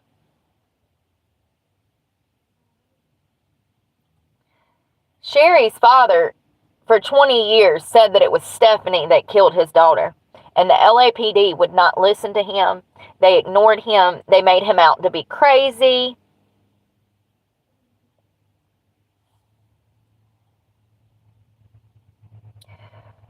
So it says, they realized that Stephanie was now their prime suspect. The detectives informed their superiors and arranged to discreetly collect a voluntarily discarded DNA sample from her, knowing they could do it so without having to get a warrant. The latter would have alerted Stephanie she was under investigation. While off duty, Stephanie discarded a cup from which she had been drinking, which another police officer retrieved. A sample was taken and it matched the DNA bite from Sherry. Took y'all 20 years to do that because y'all didn't want to admit that it was one of your own.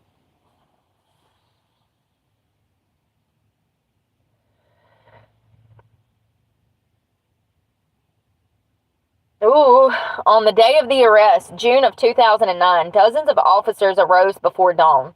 After being briefed on a search warrant they were told would be executed outside the city, but with a few details beyond that. They were assigned to wait near Stephanie's home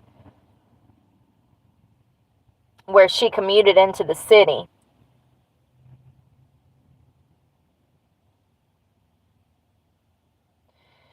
So they ordered that location be used since Stephanie would have to surrender her gun and equipment and belt in order to enter. They wanted to limit the possibility she may resist violently.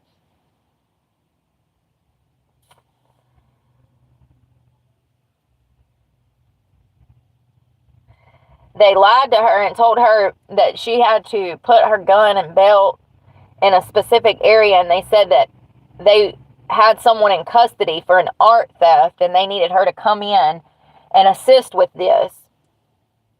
She checked her gun, entered the interrogation room, and then they explained that this was about Sherry's death.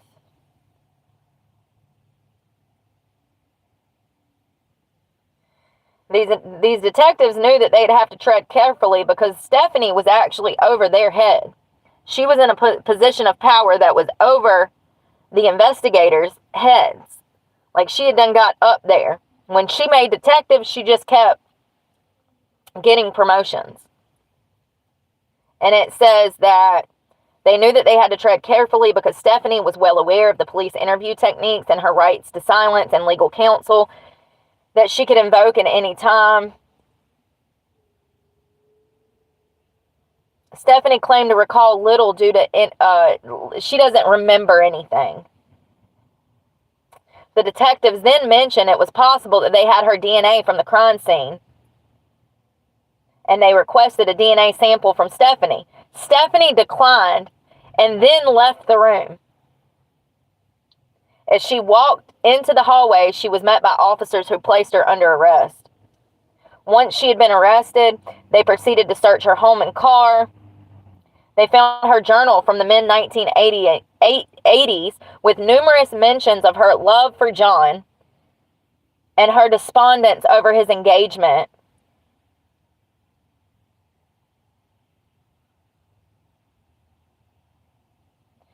So it looks like her computer showed that she was stalking him through the 90s as well. So even after she killed Sherry and John moved away, Stephanie was still stalking him through the internet. Y'all, I don't think I've ever stalked anybody. Like, I ain't got time. When do I have time to go look up shit? I mean, I got time to look up news, but I ain't got time to look up you. You know what I mean? You know what I mean? Ain't nobody got time for that. I don't give a shit what you doing. As long as it's not interfering with my life, I don't care.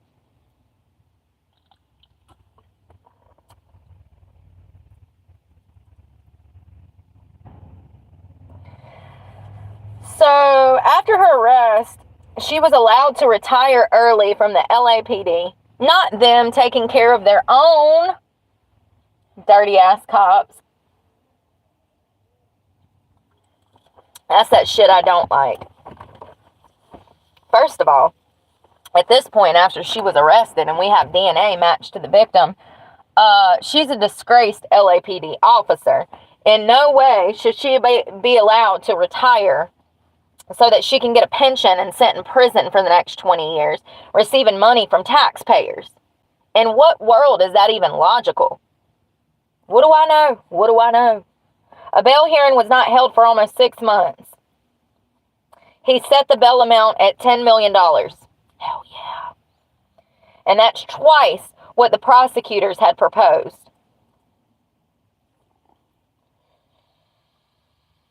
They said that she was a flight risk because her husband was also an LAPD officer.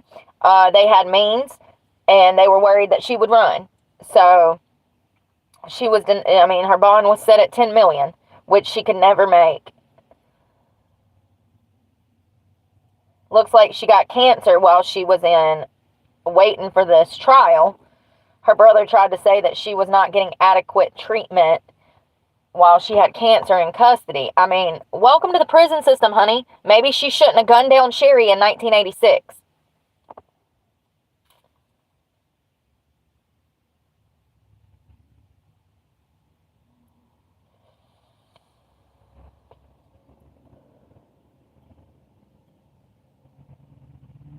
They gave John a polygraph back in 86 when Sherry's body was found, and it says that he failed. The man just walked in and found his bludgeoned, shot, bitten wife on the ground. And y'all gonna put him under a polygraph? Poor guy. Poor guy. I feel bad for John in all of this, too. I mean, imagine hooking up with some girl from college, and she sounds overzealous. She sounds easily impressionable. So imagine being John in this scenario. You're hooking up. You're living college life. You got a stalker now because you never dated her. She just become obsessed and thought she come up with this parasocial relationship in her head. And you meet the love of your life. You marry the love of your life. You move in with the love of your life. You find the love of your life dead. You have to flee the country. Flee the state. He left California, you guys. He was so terrified of Stephanie, he left. And then 20 years later, she's arrested, and he finds out that she's been stalking him for 20 years. Poor John.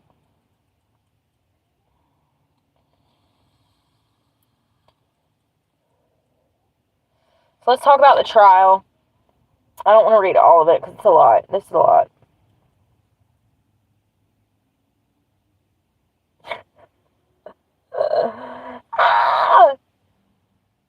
The prosecutor said during his opening argument, a bite, a bullet, a gun barrel, and a broken heart. That's the evidence that will prove to you that the defendant, Stephanie Lazarus, murdered Sherry.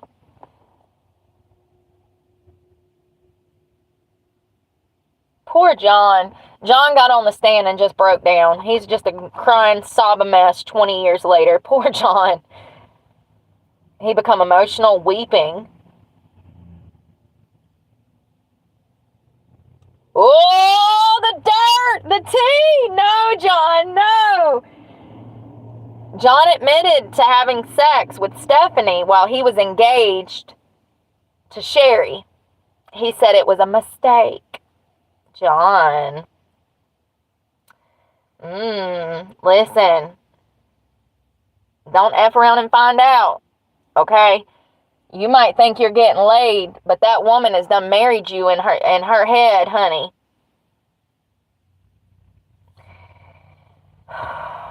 Poor Sherry.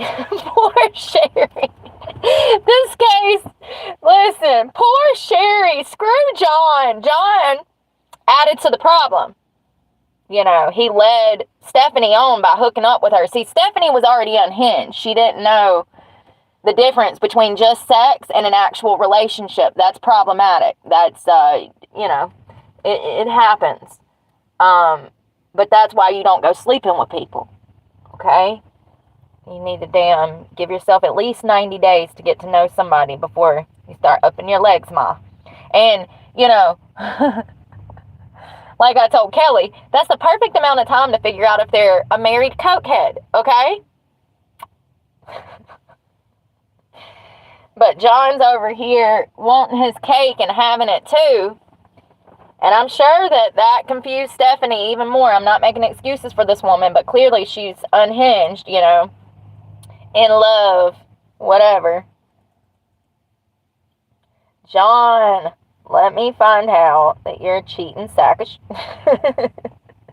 I mean, he admitted it. He admitted that while he was engaged to Sherry, he was screwing Stephanie. That contributed to Sherry's death. Absolutely. Absolutely. He should have cut off all ties. And then to make it even worse, Sherry's got to deal with this bitch coming by the house. Y'all, listen, if that would have been me, Sherry would be in jail right now, and John and Stephanie would be dead, okay? Because I'm not dealing with no bitch coming by our house, especially one that you done screwed. So the world's always been this crazy. This ain't no new shit. This ain't no new shit. People been crazy since the beginning of time, y'all. Lord, John, what a scoundrel you are. So let's read about... So the jury was composed of 8 women and 4 men. Photographs of a beaten, bloodied Sherry was shown to the jury. The prosecutor told the jury, quote, "It wasn't a fair fight. It was prey caught in their cage with a predator." The bite mark DNA sample was matched back to Stephanie. Her lawyer tried to move for a mistrial, blah, blah, blah, blah. They denied this motion.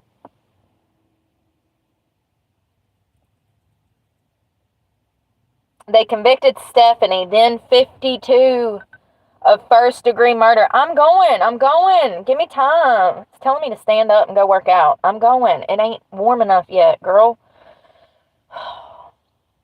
So she was convicted to 27 years to life in prison.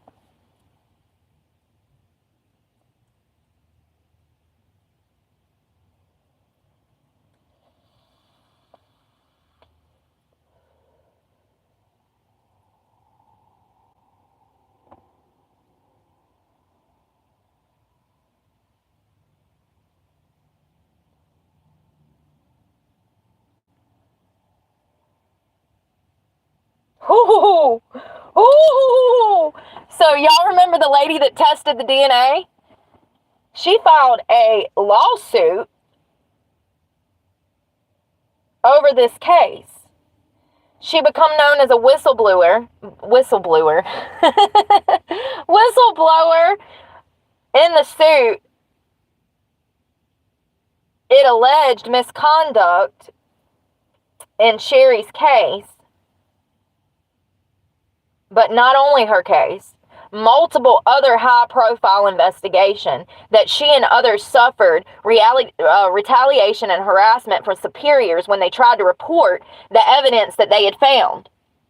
So here we have criminologists who are in the lab. I think that's what they are. Criminalist? She's a criminalist, sorry. Here's a criminalist in the lab finding evidence to support different theories than what the cops have, and she was silenced, harassed, and retaliated against when she found physical evidence. Listen to what I'm telling you right now. That is crazy. So she sued him. Sure did. She said, "You won't let me do my damn job. This is the evidence I found. This is crazy. Y'all are on wild goose chases with tunnel vision. And I'm over here in the lab working my ass off to find DNA evidence, and y'all ignore it when I find it."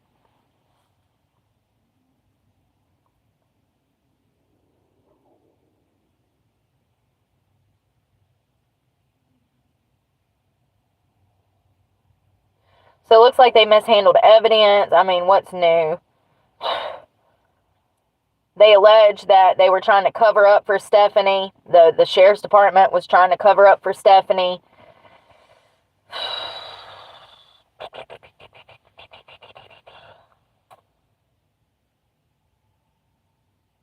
Mm.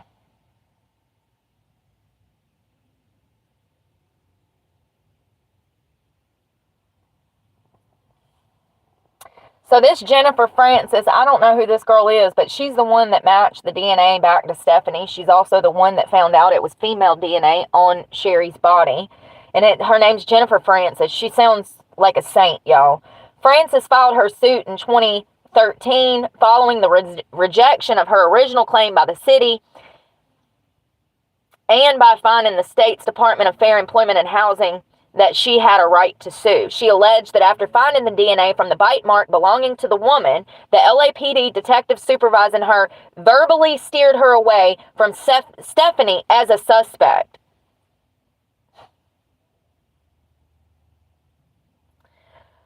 When the detective called her and told her that they were working the cold case and she had identified Stephanie as the suspect, she was scared to share this information for fear of retaliation. Wow. So it's not this side of the fence or that side of the fence. You would think that this criminalist would be on that side of the fence. It sounds like she's on this side of the fence. You know what I mean?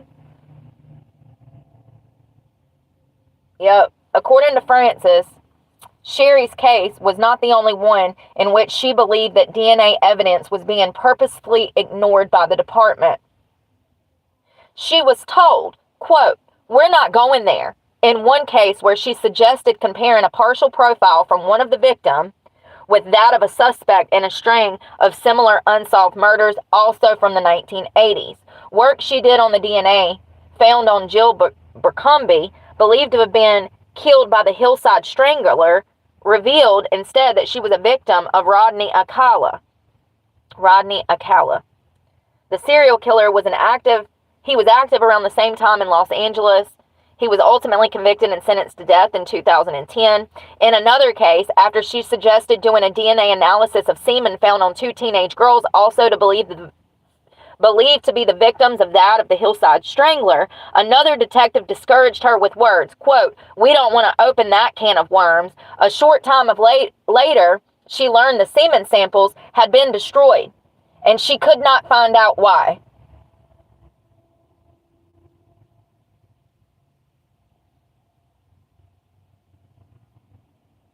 You know, sometimes I be wondering why Google just pops up random shit for me. This is why. This was God. Divine intervention.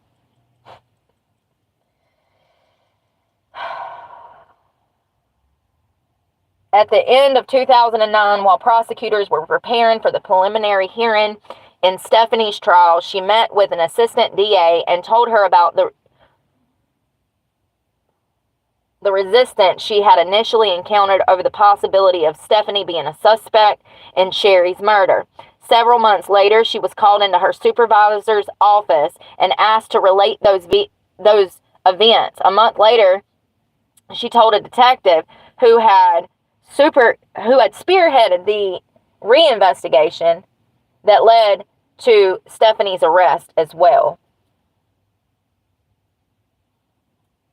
Oh, wow, they're going to make her out to be crazy. Let's make her out to be crazy when she was just doing her damn job better than anybody else in the department. The next month, she was called into her supervisor's office and told to go to an employee counseling service because she looked stressed. Y'all, you know, some people go into police work, criminologists and stuff. They get into it because they actually want to help people. I know, wild, mind blown.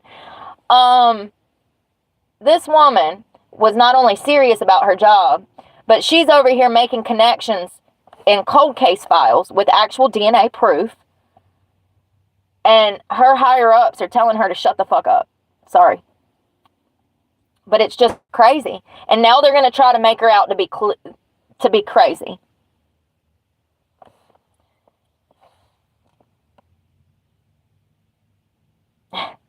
Francis said that the therapist who spoke with her seemed more interested in finding out what she knew about Stephanie's case. Yeah, girl, they're setting you up.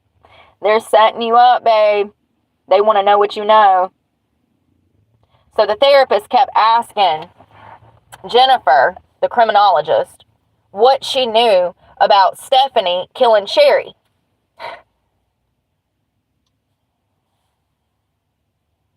And they also wanted to know who else Jennifer had told about the fact that she knew that it was Stephanie. What, you gonna kill her and kill everybody she told too? Probably. After two sessions, Jesus Christ, y'all, I'm sorry.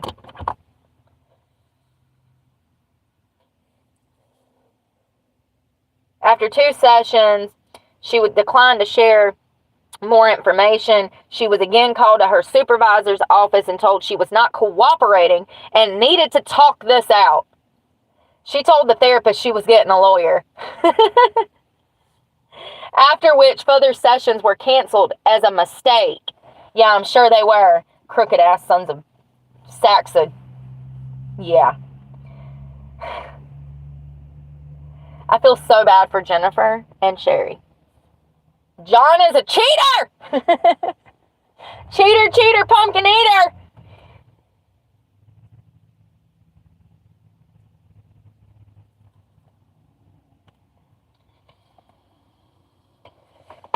So 2 different detectives interrogated Jennifer, the criminologist who found the DNA link.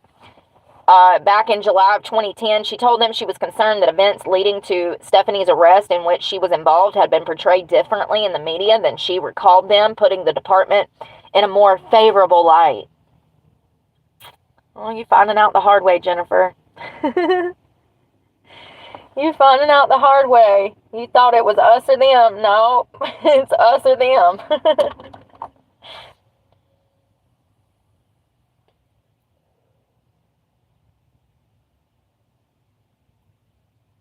Wow, she was taken off of other cases because of this DNA she found. In the wake of these events, Frances claims she was taken off the upcoming Grim Sleeper case despite the work she had done on it, including analysis of the DNA sample that had led the police to their suspect. The same detective who insisted Stephanie was not involved in Sherry's killing, she noted, had played a major role in the investigation in the sleeper. In another meeting, her supervisor threatened her with more counseling and told her she was obsessed and emotional and shouldn't have said anything.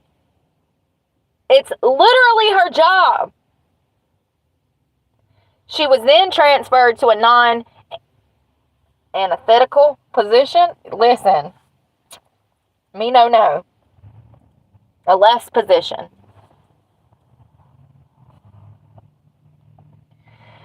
The retaliation continued after Stephanie was convicted. Jennifer claimed she faced more retaliation action from her supervisors, who she also accused of sexually harassing her and other female criminalists. I believe it.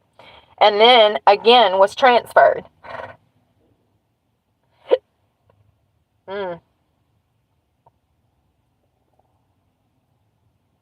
Just like you don't want to be a woman in the middle of a war, you don't want to be a woman in the middle of a police station. Same scenario. It's a male-dominant field. And y'all know how a lot of these cops are deluded themselves sexually. There's something not wired right in them. We've talked about probably 20, 30 cases just this month of officers being arrested for sexual crimes. So, you know, they're human too, honey. But I do know that sexual harassment in the workplace in police departments is a huge issue. I was in jail and propositioned by 2 COs just a few months ago. So, crazy. Hello, PREA law. If I had money, I could sue the shit out of them, you know? But that's the sad part about being poor. Everybody knows you're poor, and they do shit like that because they know that there's nothing you can do about it.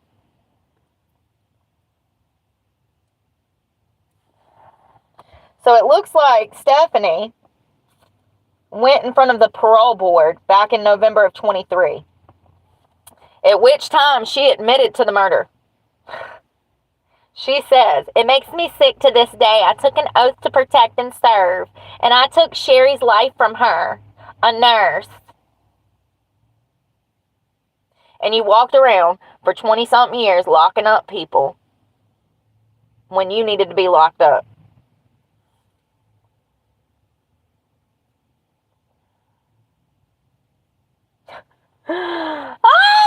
I just want to strangle the shit out of Gavin. Gavin Newsom actually went to bat for Stephanie, not the victim, Sherry. He wanted a full... It said he asked for the full parole board to review the grant. He wanted to grant her parole after she walked around for free for 20-something years locking up people. Absolutely not. Absolutely not.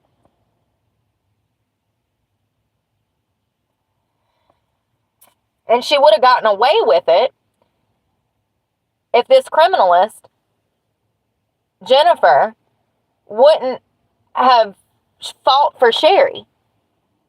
Stephanie would have gotten away with it because her superiors, her friends, were all of the LAPD did not even want to look at her as a suspect.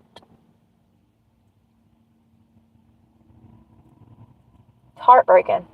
Heartbreaking. So her parole was denied, thank God. She doesn't deserve parole. She needs to sit there until she dies because she killed Sherry. And she's had 20-something years free. Let's not forget she did this in the 80s and she was not arrested till she was 52. She's had a nice free life. This is absolutely somebody that needs to stay in prison for the rest of her life because she took Sherry's life. And she doesn't deserve to have a free life on the streets anymore. She had a free life for 20 years where she was locking up other criminals. Okay? This was a crime of planning and deliberation. You know what I mean? Like, she deliberately went over there with the intent of attacking Sherry, killing Sherry. And she did.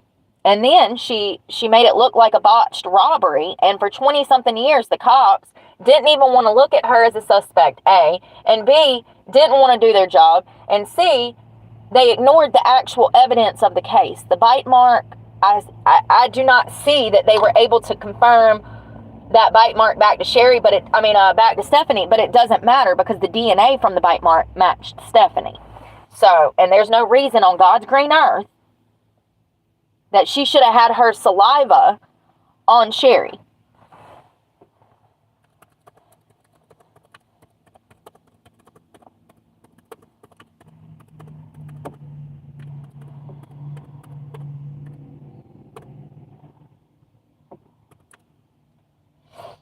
You know, the crazy part is I would have started with the bite mark. But what do I know? What do I know?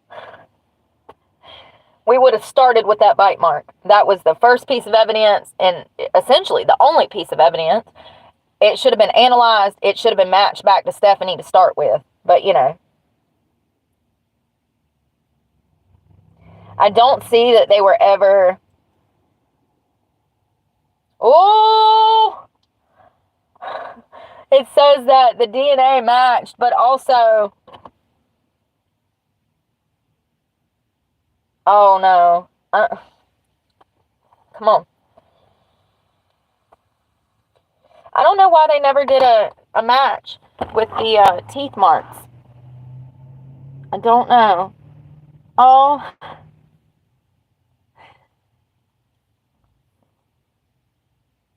Yeah, my phone. Thank you, Andrea. Let's see. Hey, Rebecca. How are you doing? Sorry, I've been running my mouth. Laura. Good morning. That is true, Laura. The meat diet. You know what I think it comes from? The carnivore diet. You're not going to be eating processed noodles or chips or anything like that. You're going to just have meat, and some people even do a dirty carnivore where they mix vegetables too. I've done that before. That's more of a keto diet, but still, that psoriasis ain't nothing to play with. I see y'all out here. There was an old man in front of me at the store the other day, and, you know, something that I've noticed is that psoriasis, I've noticed people in public that have psoriasis tend to have an excessive amount of weight gain too. And, you know, there's no denying these things are hand in hand. It's very rare that you see some skinny 19-year-old college student with psoriasis all over their body. We typically see it in people that are obese, borderline obese, and they have previous or pre-existing health conditions that go along with the psoriasis, which I'm sure makes it hard for doctors to figure out what is going on when you have so many different things going on. But eliminating those processed foods, what they call them, PFAs or whatever? Oh, no, UPAs, ultra processed shit. I done forgot. But eliminating that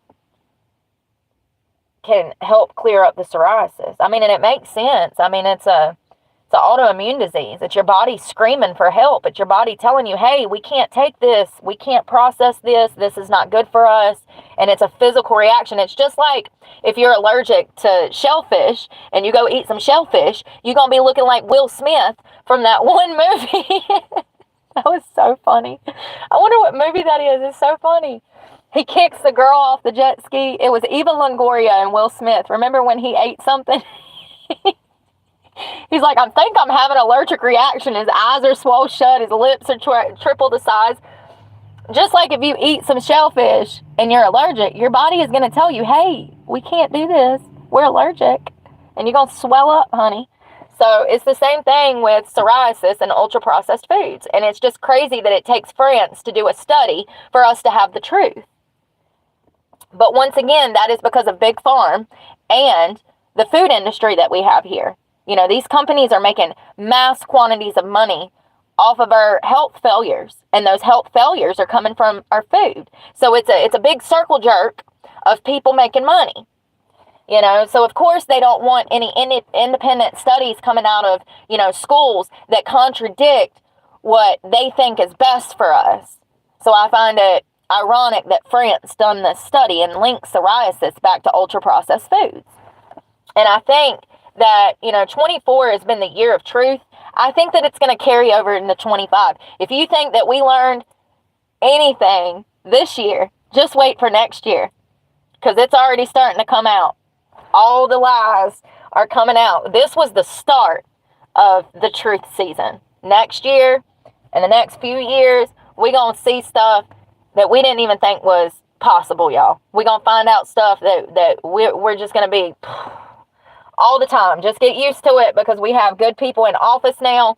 Tulsi, RFK, Elon, Vivek, they are going for throats out here. Do you hear me? They are going for throats. And I love it.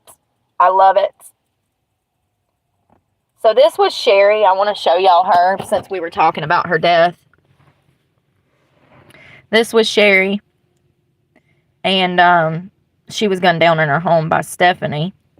I mean, she's a beautiful woman. Much more pretty than Stephanie was. If I'm just being honest. Listen. Oh, God. Poor Sherry. Poor Sherry. How horrible. How horrible. And John over here is the one that was stirring the pot.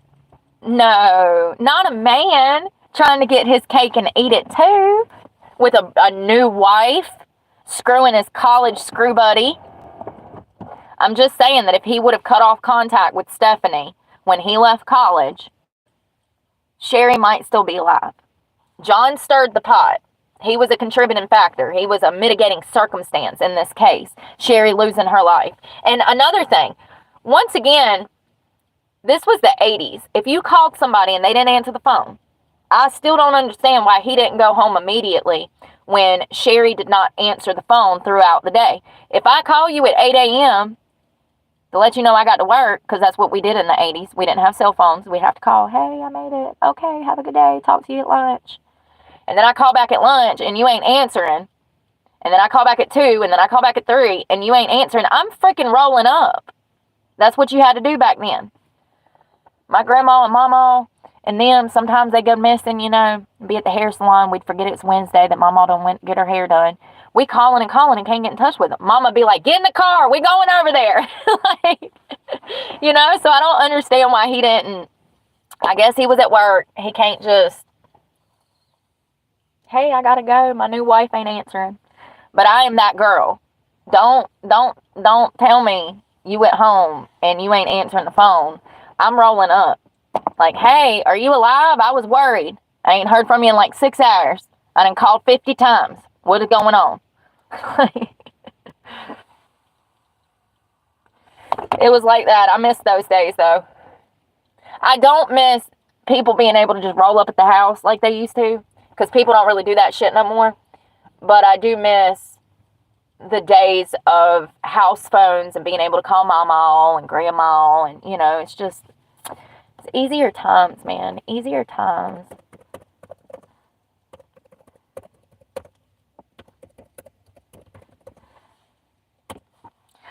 Do y'all remember, like, a week ago, I told you guys that there was a Democratic official, councilwoman, who was arrested for DWI. She was pulled over, and then she started talking about the cop's penis.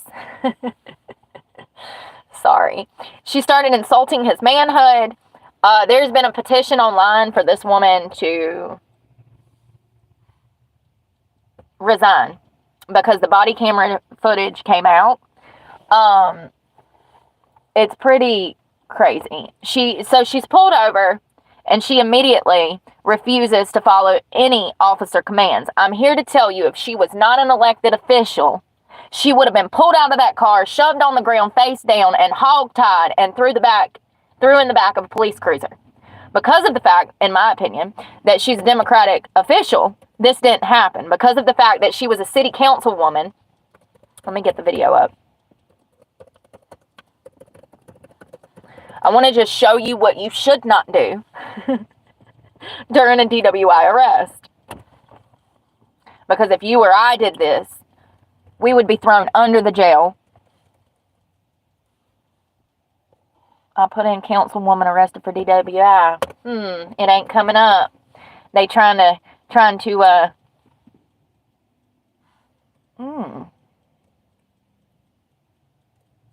that's weird.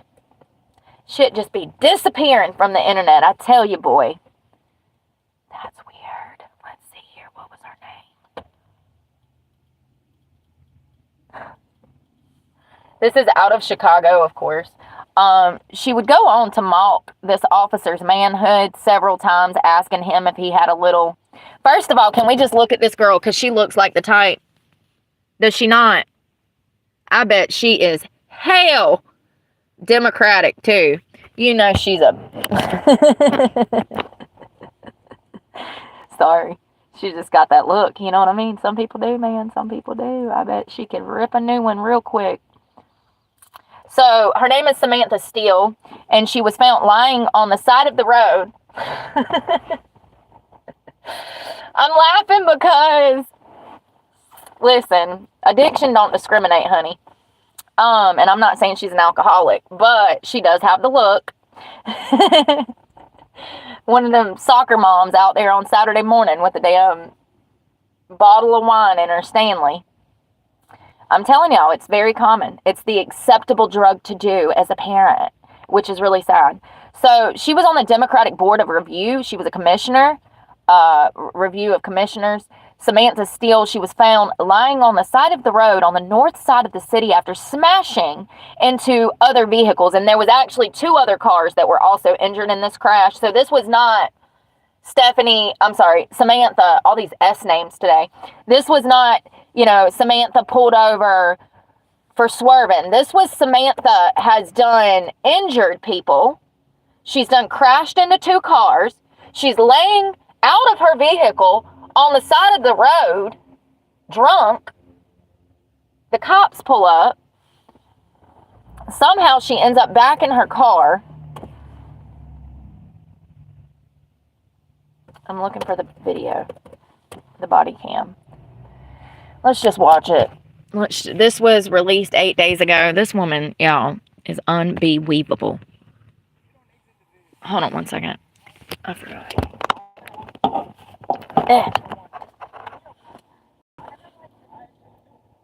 Power on.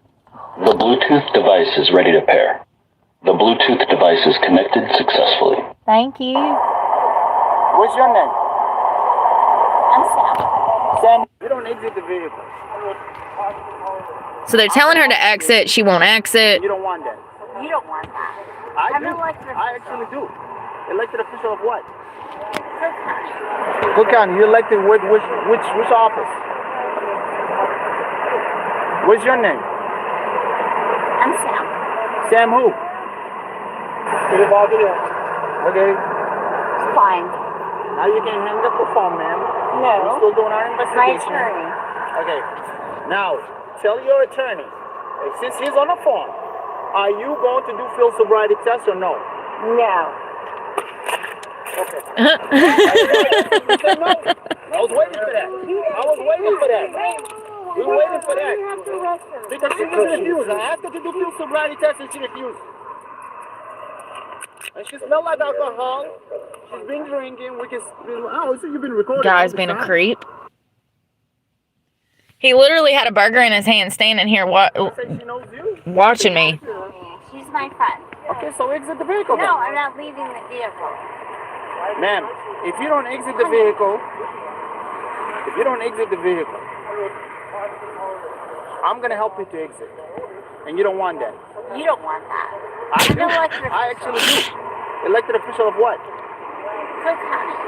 Cook County. You elected which office? What's your name? Can you imagine telling a cop that you're not going to get out of the car? Go ahead and try the next time and see what happens. First of all, the audacity. Yeah, first of all, she would go on to then, after she was arrested, she would go on to insult this officer's manhood. Yeah.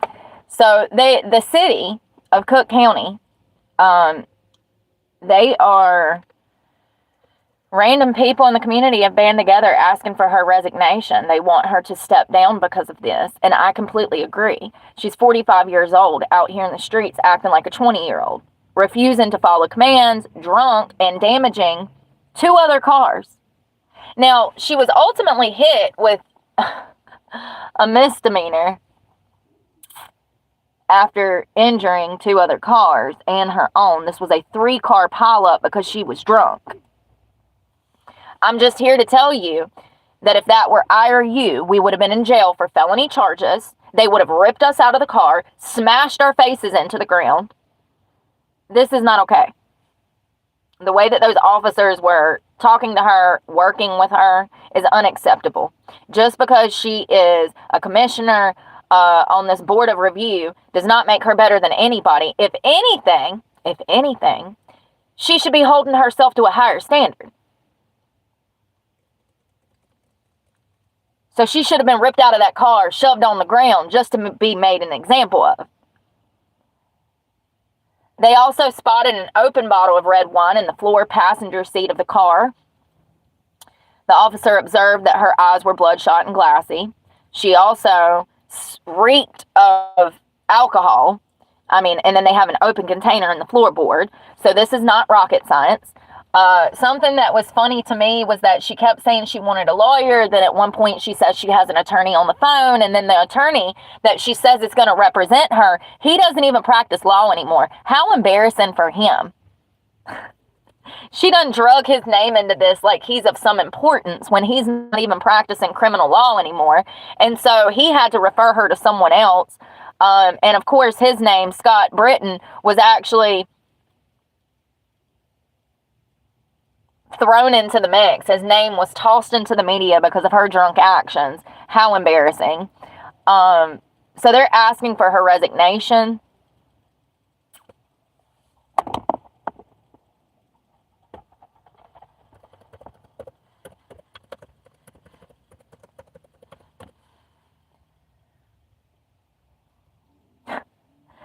Just 2 days ago, though, she was at the Board of Review Commissioners. She went and was working still on the board. I don't understand. You know, the crazy part is this is not her first rodeo. She's probably been pulled over before for drinking and driving. They just didn't know it and let her go. She's probably been drinking the past damn 30-something years.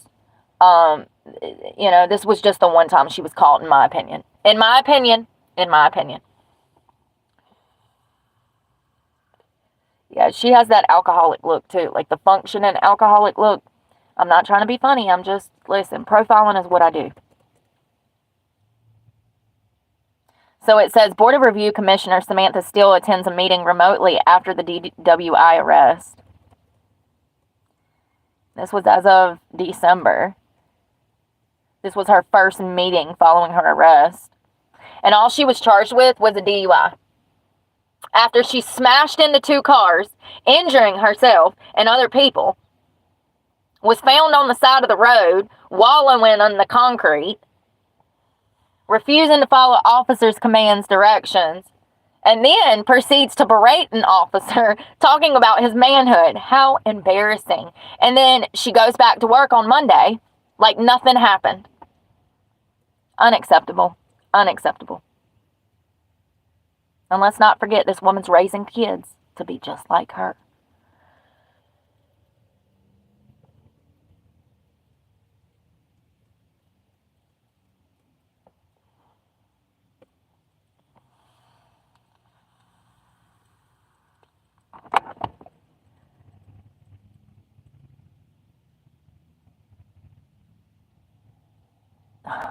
She hit 2 cars.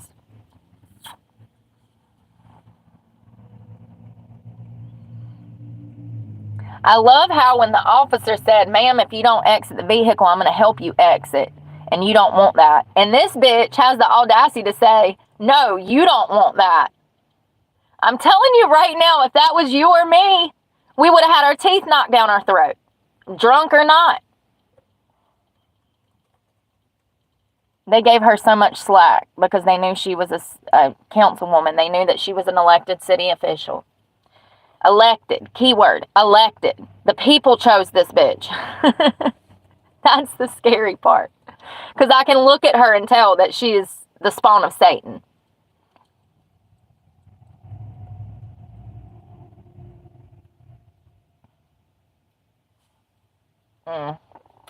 So they're calling for her, the city is calling for her, not like city officials, but like the citizens of the city is calling for her to resign.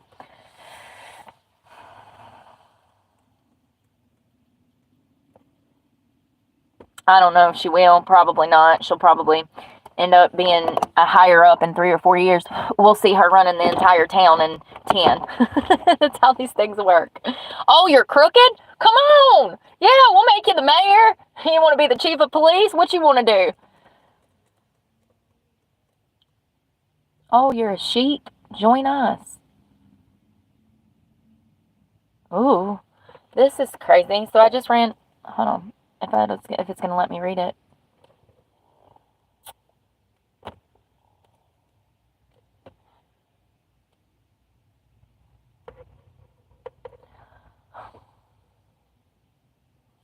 Is today the 5th? Yeah, it is already. Damn, my birthday's like day after tomorrow. That's sad. I almost forgot.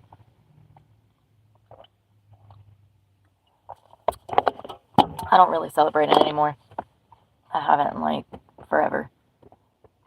At least, I don't know, 2 decades? I don't know. It probably around about. I was probably, the last time I can remember celebrating it was with my grandma. I went and got a cake. It was me, 2 of my brothers. We all visited my grandma. And I do believe it was my birthday, or it might have been her birthday. I don't remember. I just know that I have pictures of it. And that's the last thing. That's like the last time I can remember. And I might have been 19 or 20.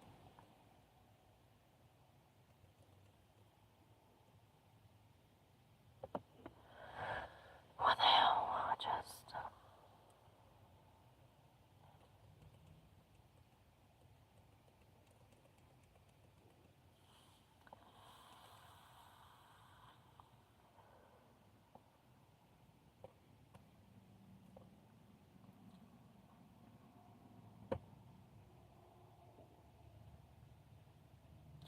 I don't know. I remember reading about this story myself, but I don't know if I told y'all about this, and it just popped up because it's got an update in it. So I'm just going to look into this. There was an officer in Jacksonville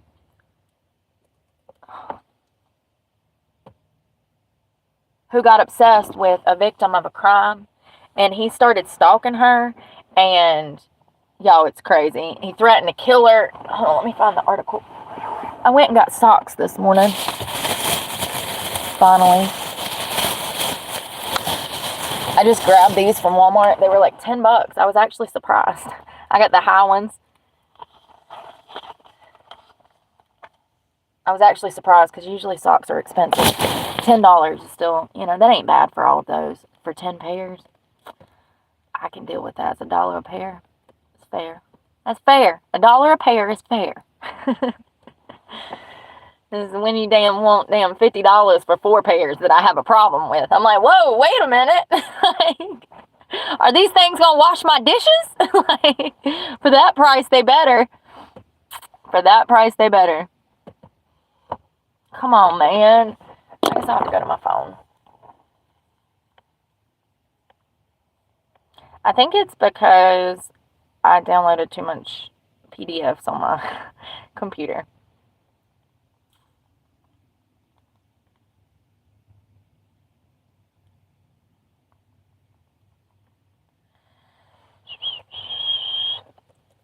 So the officer was actually charged with false imprisonment of a crime victim.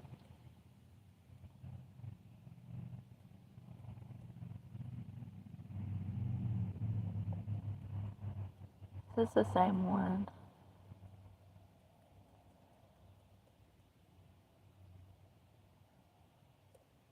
John Burgos is his name. I don't think this is the same one, but this is interesting too. So it says a Jacksonville police officer was arrested Thursday morning and is accused of touching a woman who reported a crime without her consent and not allowing her to leave the area while he was on duty. The director, Brian Key, said Key held a news conference on Thursday and announced the arrest of 35-year-old John Burgos, who had been working for JSO since 2018. Police said around 4 p.m. Wednesday, Burgos, who was on duty, responded to a DV call involving injuries. According to the JSO, Burgos conducted the investigation which led to the arrest of the victim's boyfriend. After the initial investigation was completed, Burgos returned to that location and met with the victim again, claiming he was conducting an additional investigation. Oh, God, he looks like a fucking creep. Are we for real right now? Y'all don't have any discretion when hiring these sons of bitches?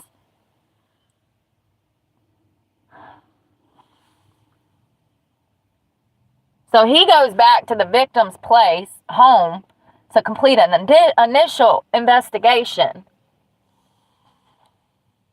There, while he was alone with the victim, Burgos did not allow her to leave the area and touch the victim without consent.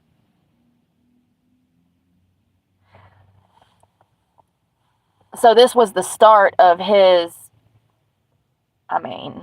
he probably stared at women for a long time before he started doing this, but this would escalate. According to his arrest report, which is partly redacted, he returned to the victim's home to provide her with information on a safe place to reside. However, he removed his body-worn camera prior to meeting with her. I'm sure he did!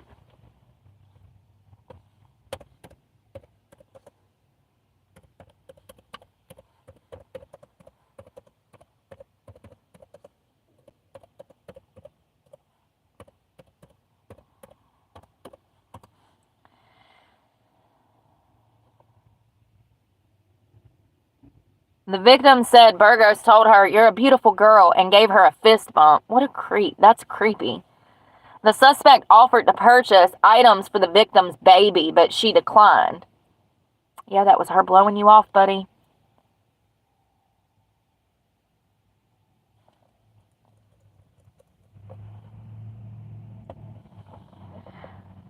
The suspect, the officer, asked her if they could talk upstairs.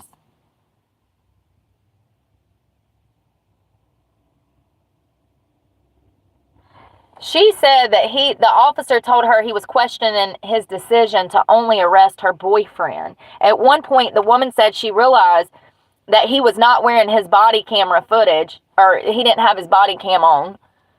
So she attempted to activate her cell phone video. He got mad and said, "Are you recording me right now?" She feared that he may arrest her, so she stopped recording. But she was still able to record several minutes of the interaction.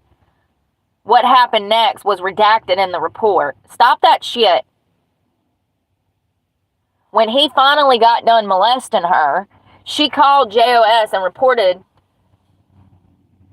the assault immediately. They started an investigation, and he's now facing a third-degree felony charge of false imprisonment and first-degree misdemeanor charge of battery. He's been stripped of all police authority and suspended without pay. About time. They don't deserve pay if they're under investigation. I don't care if they did it or not. He was fired. Oh my God, Jesus freaking Christ. Not a criminal history.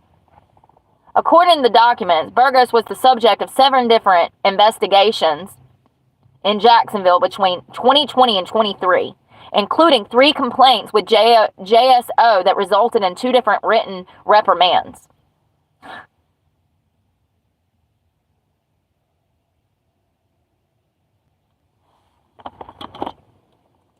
These creeps.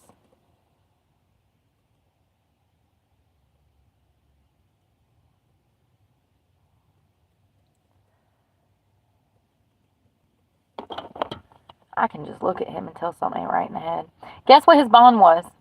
30 grand. That's it. That's it. They have a way of looking after their own, don't they? Yeah, we'll fire him, but we'll give him a bond so cheap he can get out and damn do something stupid before he's convicted. Makes sense.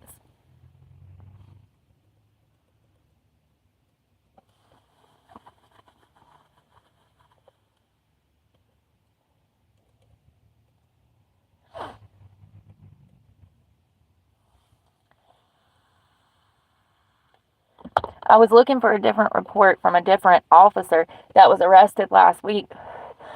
And all of a sudden, the internet, y'all know stuff just disappears, right?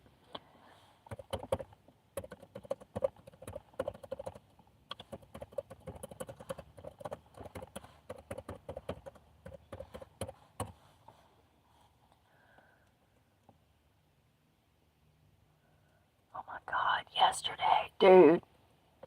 yesterday, Danbury cop accused of stalking a woman to appear in court today. He made 17 trips to her home while he was on duty. Oh, hold up. Was she underage? How much you want to bet she was underage? How much you want to bet? Or young? That's not the one I was looking for, but I'll take it.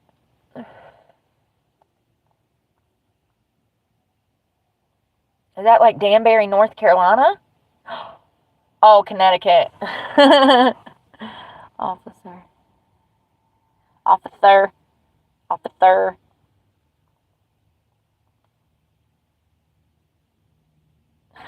And you know, the crazy thing is I don't understand. Like, what is wrong with you?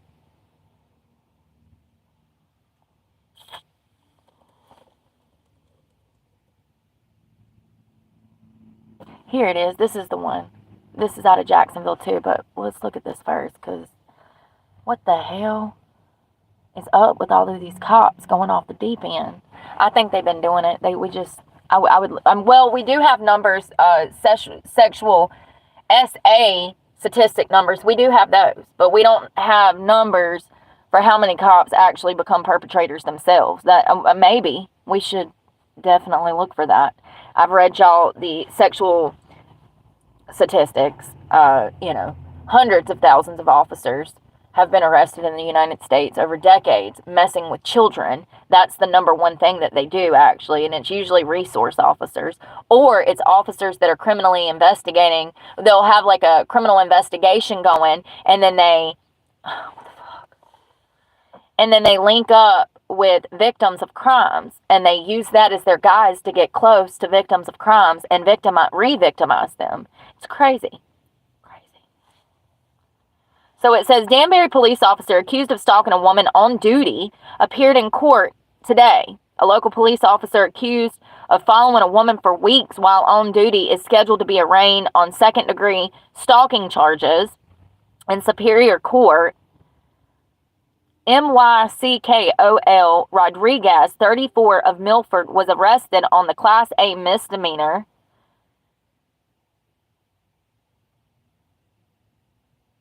The state police launched an investigation at the request of the Danbury State Attorney's Office, according to a warrant for Rodriguez's arrest, which said that there was an internal investigation conducted by the police department, prompted the request to the state's Attorney General office. The internal investigation stemmed from a complaint from a 27-year-old woman who said that an officer had been appearing at places that she frequented and even had followed her home. Jesus Christ, how creepy! These incidents dated back for months, back to July.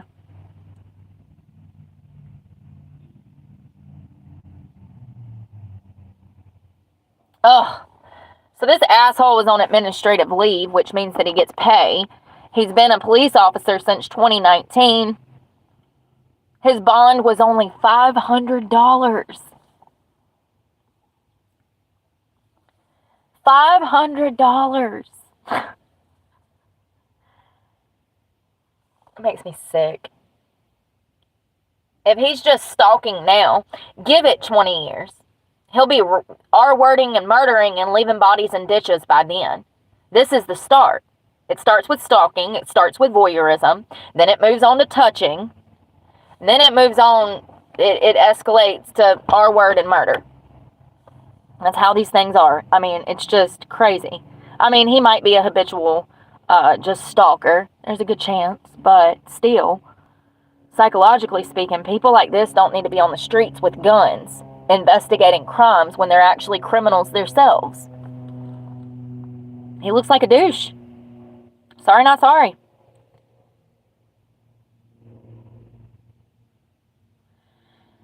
What a creep. Poor woman. I'm waiting for this dam to come up.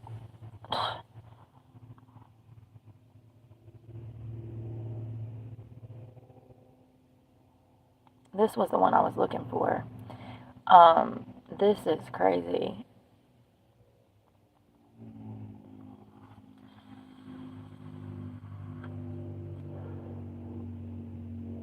Lord, that's not... Is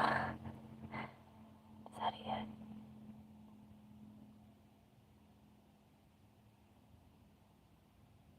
Yes. Is this it? Come on, man.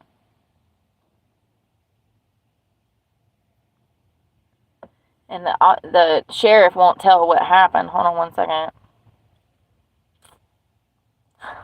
I've got the article, but it won't come up.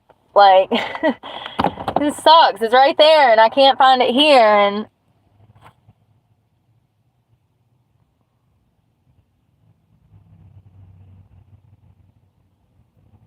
come on, man.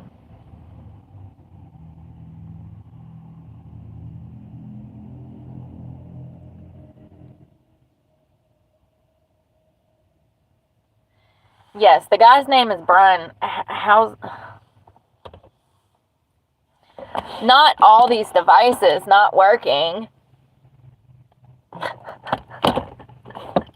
Makes me so mad.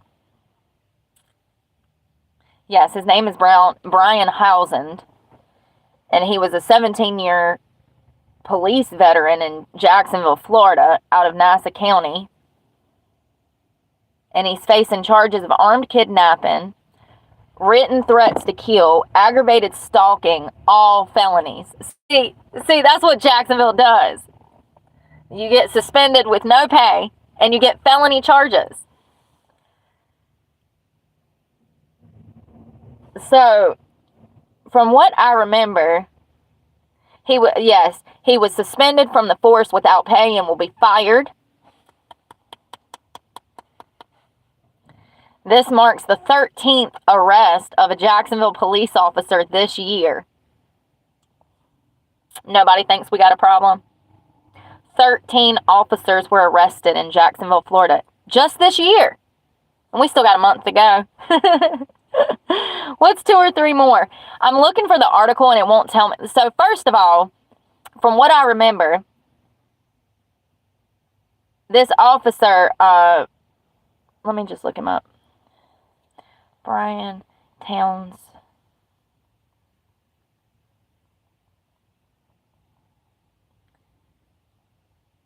He's got kidnapping charges. First of all, I can't remember if he was dating the girl. Let's see if I can find it.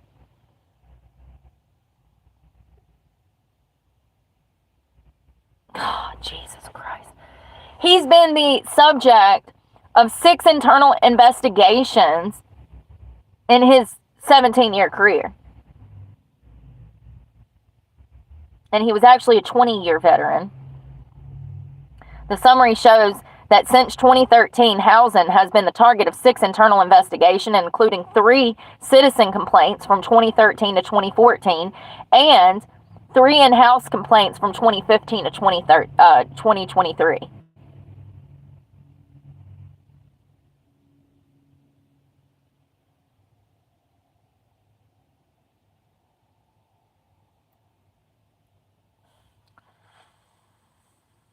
Some of these allegations included unnecessary force, unbecoming conduct, failure to take appropriate action, basis, mishandling evidence, failure to conform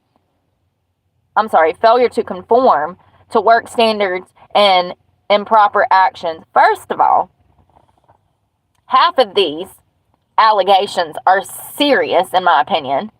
He should have been fired immediately after half of these damn 6 infractions were brought to the surface, okay?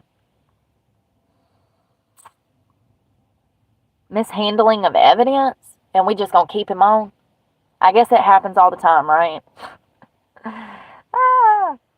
So it says a 35-page internal report showed at the time of the most serious allegations in September of 23, Housen, 42, was a patrol officer working as a training academy staff instructor at the JSO Northeast Florida Criminal Justice Center, located at Florida State. Jesus Christ.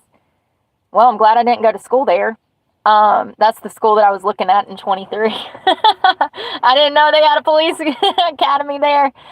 The JSO started looking at the veteran officer and former prosecutor with the state's attorney's office after a long-time administrative aide with JSO reported his potential misconduct. The aide told investigators that they witnessed multiple incidents where Housen spoke disparagingly to or about multiple other JSO employees, including a same-sex couple that he worked with.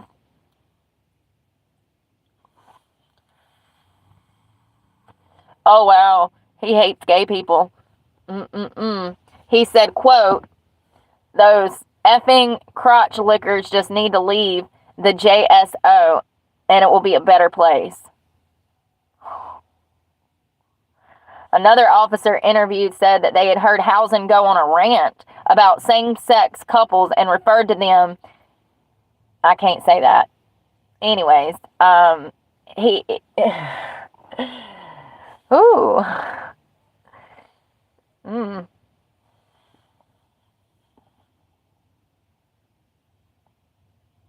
So that's what got him busted, is he was making comments about gay people.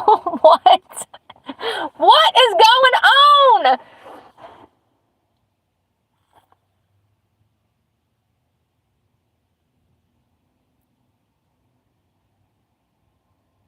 For real? He said a...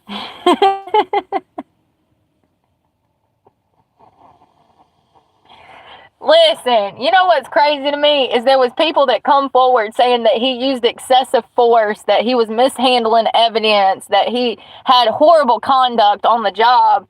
But what got him busted was calling 2 lesbians crotch lickers. What? What? This shit's wild. I mean, you can't make it up.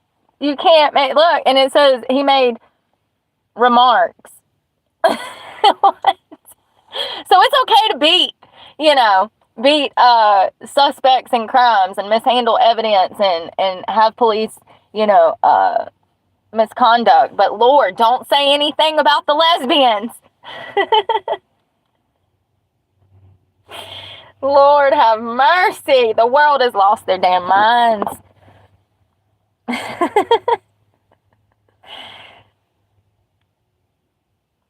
So let's see here.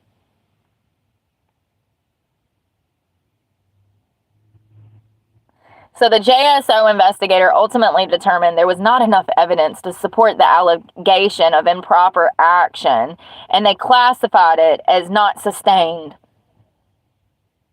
In 2022, Housen was also investigated and reprimanded for statements that he made during a sworn deposition in a criminal case involving the arrest of a JSO corrections officer who was arrested by Housen for driving under the influence.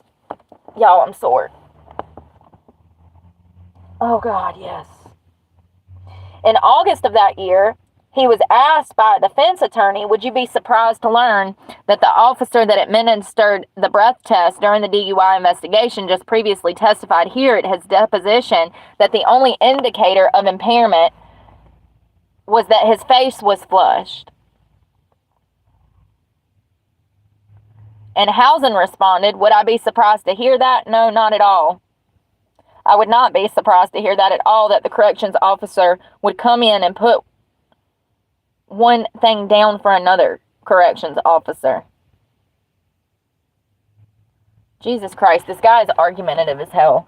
So the attorney says, what do you mean by that? And Housen, the officer, replies, what do you think I mean by that? Why do you think that? Does it surprise me? No, it doesn't surprise me. You always look out after your family and friends. Girl, I am going. I'm just not on your time. I'm on my time.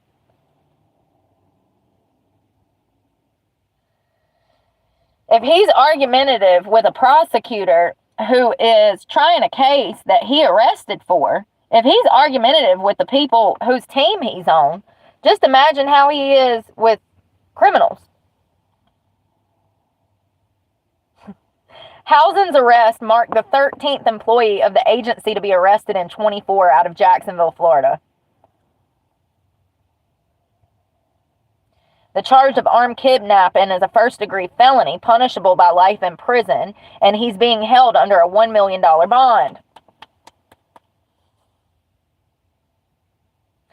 So, this was a girl that he was dating. From what I understand, he would just show up at her house unannounced, walk in, making threats to her, saying that they needed to get back together, and he had his gun on his hip. This I remember, because it triggered me. He had his gun on his hip, and he would unholster it. There's a button that holds the gun in place. There's a button, a clasp, that you can unlock the button and lift this piece of leather up and pull the gun out. That button, like an old shirt button from the 80s, a little snap clip. He would take that button and he would just be unholstering and then snap the button back, and then unholster it and snap the button back. And he would be walking around her, threatening her, telling her that they needed to get back together. If she didn't get back with him, that he was going to kill her. This dude's a creep. The investigation unfolded earlier this month found that Housen sent dozens of threatening emails and messages to his ex-girlfriend. There's an email that was found during this investigation, and it reads, quote, Brian, you threatened to kill me. It is reasonable that I should not take you back. I saw you take the rifle out of the gun safe that night in February. When you hurt me, you can't undo that.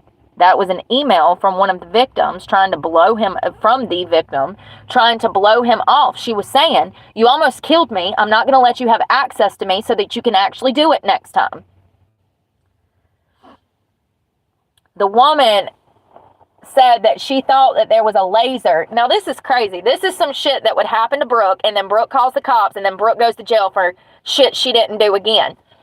And then y'all be like, oh, you're just paranoid. No, bitch, I saw a green laser through my window. And so did this girl. I've never saw a green laser, but... The woman said earlier this month she saw what she believed to be a green laser shining through the window of her home, and she thought that it was the kind of laser that could be attached to a gun. She knew that Housen had a large collection of guns, and she also knew that he had a service weapon because he's a cop, and he used to threaten her with it.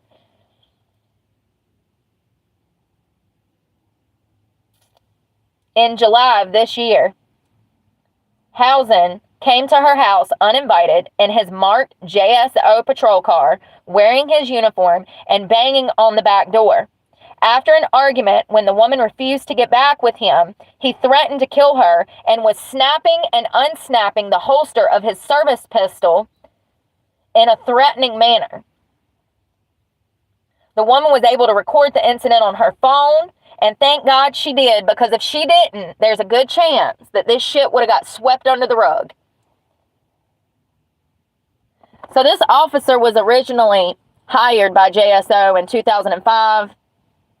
He has left JSO to work for other agencies, and he was rehired on 2 separate occasions. At one point, he became a lawyer and is still a member of the Florida Bar. What? What? That's a red flag for me. First of all, let me tell you why. You was a police officer since 2005. You went and damn got all of this schooling to become a lawyer. What is that, 7 to 10 years, depending on how fast you can do it? And you didn't become a lawyer. You stayed a cop at a fraction of the pay. You know what that tells me? He wasn't mentally prepared to be an attorney. He couldn't make it work. And so he in my opinion, he had to go back to being a damn $34,000 a year police officer when he could have been making hundreds of thousands potentially being a lawyer. You go and pass the bar and have a license to practice law, but you're not doing it. You're over here making 35 to 40 grand a year. I don't know. It's weird. That's all I'm saying. In my opinion, he probably wasn't mentally equipped. Behaving like this, thank God. Thank God he didn't become an attorney. He's not even stable enough to damn be a boyfriend. Not even stable enough to be a boyfriend. You know, the bare minimum is loyalty, honesty, and respect, and don't try to kill me. Okay? Yeah. Yeah, that's the bare minimum. Don't kill me. Don't threaten me. Bare minimum. Are my standards too high, or are people just crazy? Crazy. Now, you know, he was 2005, he was almost a 20-year veteran. And he's out here trying to get back with his ex, threatening her, holding her hostage in her own home. Thank God he was finally arrested, but who thinks that this was the first one? Because I don't. I think he's been behaving this way for 20 years. And I bet you that most victims, and most of his exes, played right into his damn game because of the fact that he was an officer.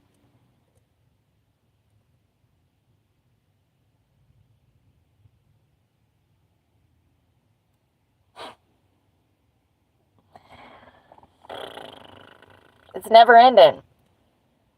So, New Jersey police officer was charged with stalking, misconduct towards teenage girls. Go figure. Not another pervert. Pert alert. What do I call it? Perp alert. Perp alert. The suspect. This town, y'all. Manalapan Township, New Jersey. Listen. I tried. Police officer has been charged after being accused of engaging in a pattern of illegal behavior involving 2 teenage girls, and the Mammoth County prosecutor announced this on Thursday. Kevin Ruditsky, 47, is charged with numerous charges, including engaging in a pattern of official misconduct, computer criminal activity, endangering the welfare of a child, hindering apprehension, impersonating a law enforcement officer. But he was a cop. Oh, so he was previously suspended from duty. And he's out here impersonating law enforcement while he's on suspension. Also stalking.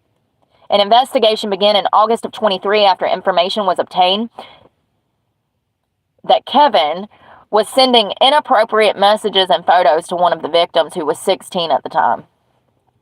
Listen, I know some of y'all weirdos out here think 16, that's... No, that is a child. Stop it. You freaking need to be on a watch list. And in my opinion, anything under 25 is still a child. We put a lot on these kids nowadays that we shouldn't. And I was a victim of that at an early age too. So I just think that just because there's a lot of weirdos out here doesn't make it okay. That's still a child. I don't care if she was 23. This is an officer of the law that's supposed to hold himself to a higher standard and not be out here messing with children, okay? The investigation revealed that the inappropriate conduct began in 23, the National Night Out event, an annual community outreach campaign that numerous police departments participate in nationwide. Oh, great! An event for them to groom children. What do I tell y'all about children in adult spaces? Just like gyms. It's not okay. I don't care that this is some community outreach program. There's weirdos everywhere. Me and my kids ain't going. We don't need to go meet the damn whole police force, okay? At this event, officials claim that Kevin was in full uniform when he allowed the 16-year-old victim to sit in his patrol car. Is there rules against that? Probably. Following that event, later the same evening, and in the days following, he allegedly began sending the victim sexually explicit messages, photos via social media, despite the victim informing him of her age. They don't care. See, that's why you don't give a child a cell phone. They don't know no better. They're easily influenced. And there's adults out here, they're in places of position that just need 5 seconds to talk to your child, and boom, they're groomed. And we see this a lot with cops, which is crazy. We done talked about at least a dozen of these same situations this month. This is a very common way for officers to have access to children.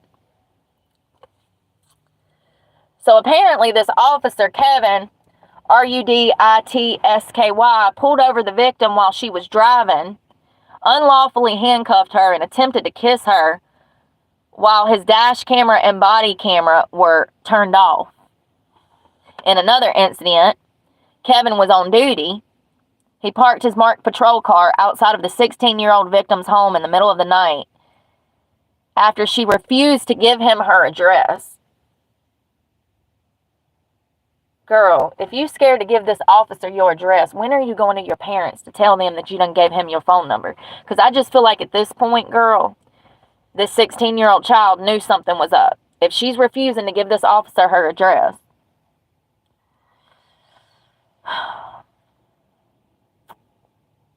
Apparently, back in December of 22, he was also sending inappropriate messages to a different girl who was 17 at the time. Additionally, he conducted improper searches of both the victims in law enforcement databases, which was outside the scope of any legitimate law enforcement purpose. And we know, when they use these investigative tools improperly or for personal use, they can be charged. So I don't know why he wasn't charged back then. But whatever, I guess they were desperate to keep an officer. What's new?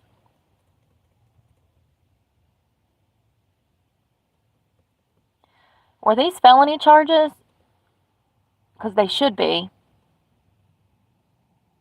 This man is 47, messing with 2 different underage victims of crimes, coercing them, brainwashing them.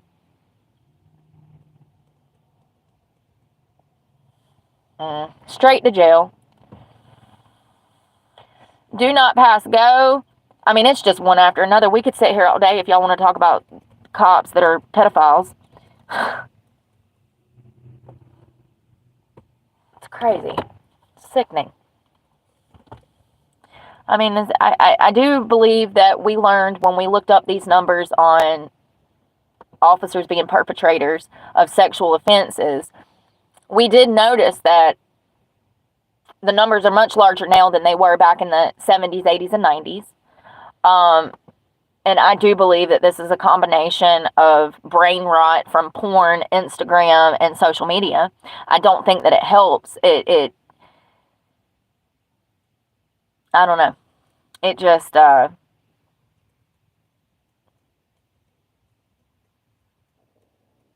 it's sickening.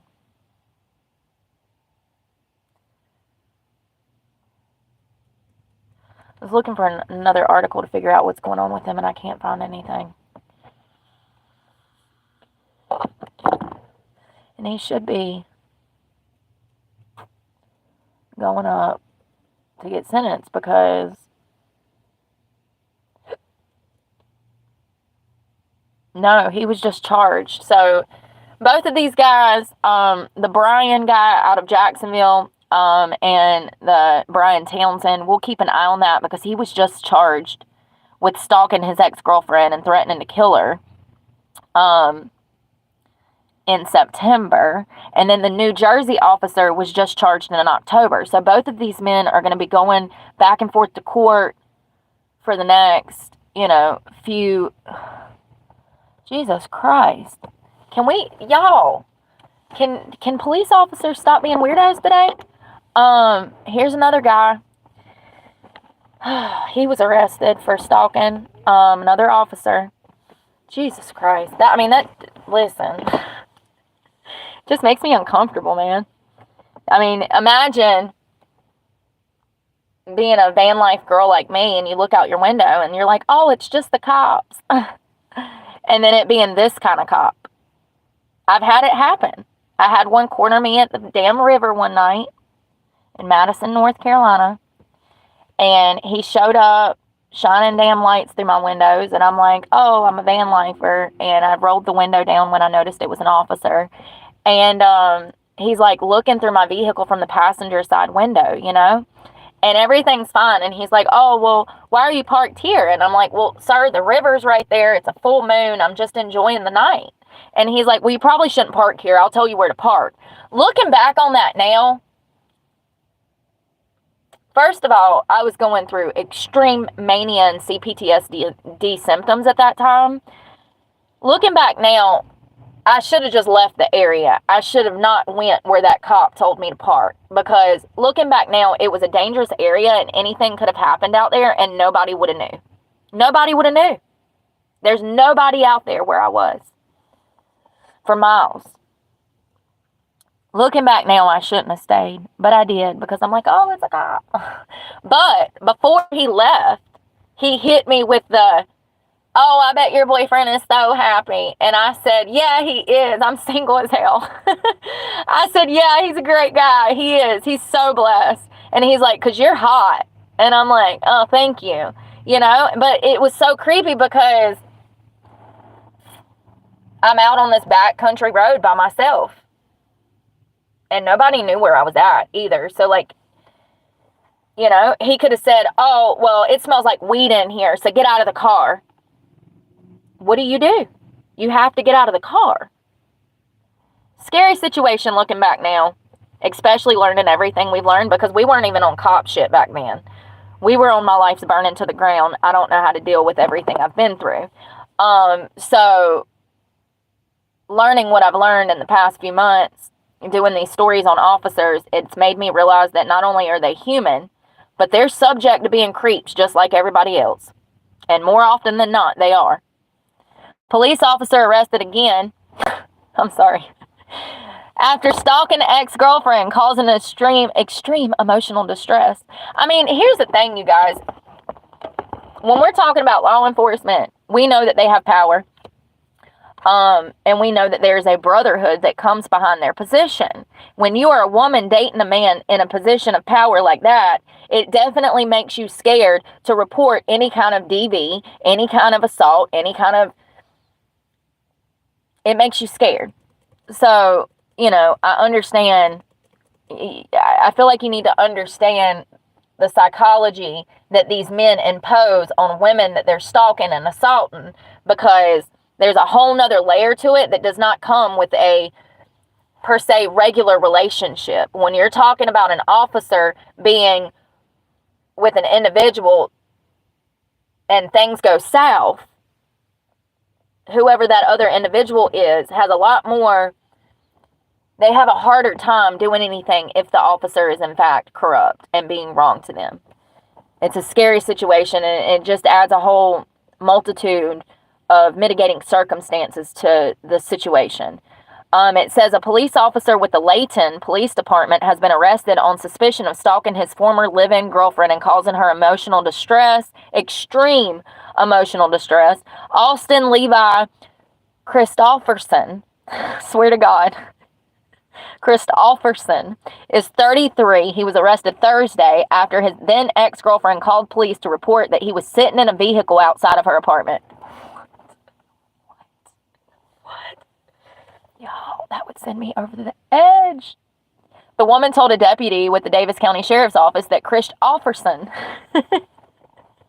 had been stalking her since December of 22 through text messages and phone calls and showing up to her home uninvited, unannounced on multiple occasions. Girl, you should have called them back in 22. No, you shouldn't have, because then there wouldn't have been no record and they wouldn't have believed you and they would have been like, oh, he's just driving by there to do his job.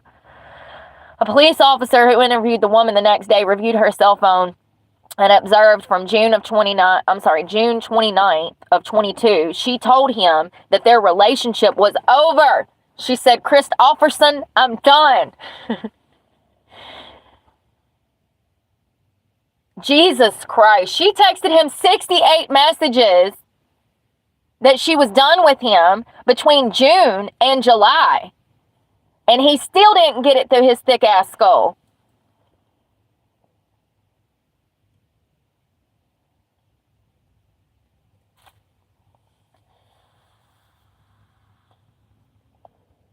One of the messages that he sent her was a photograph of the woman and Christofferson with blood on it.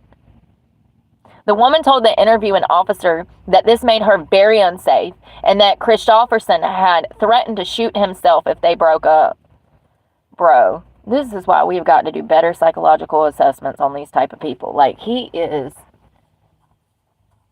lost his mind. He's obsessed. Between July 2nd and July 7th, Christofferson sent the woman about 80 text messages and called 29 times. On July 7th, the woman came home to find flowers and notes from him on her porch.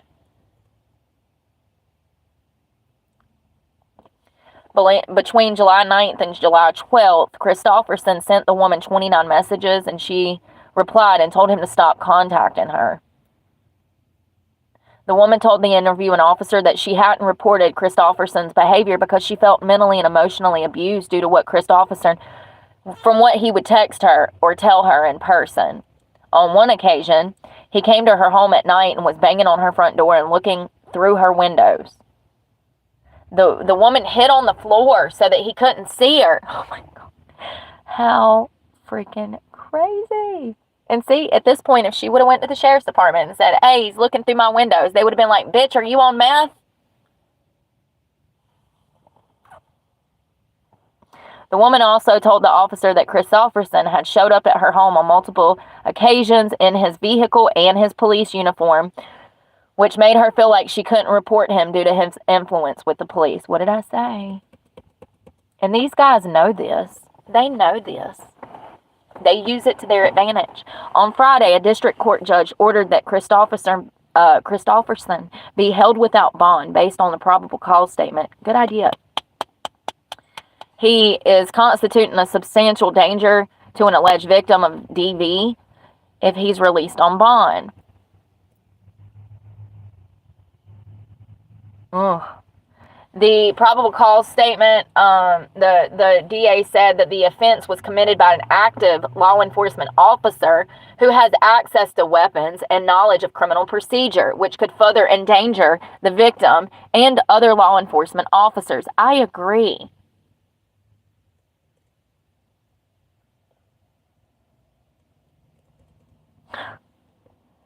Poor woman.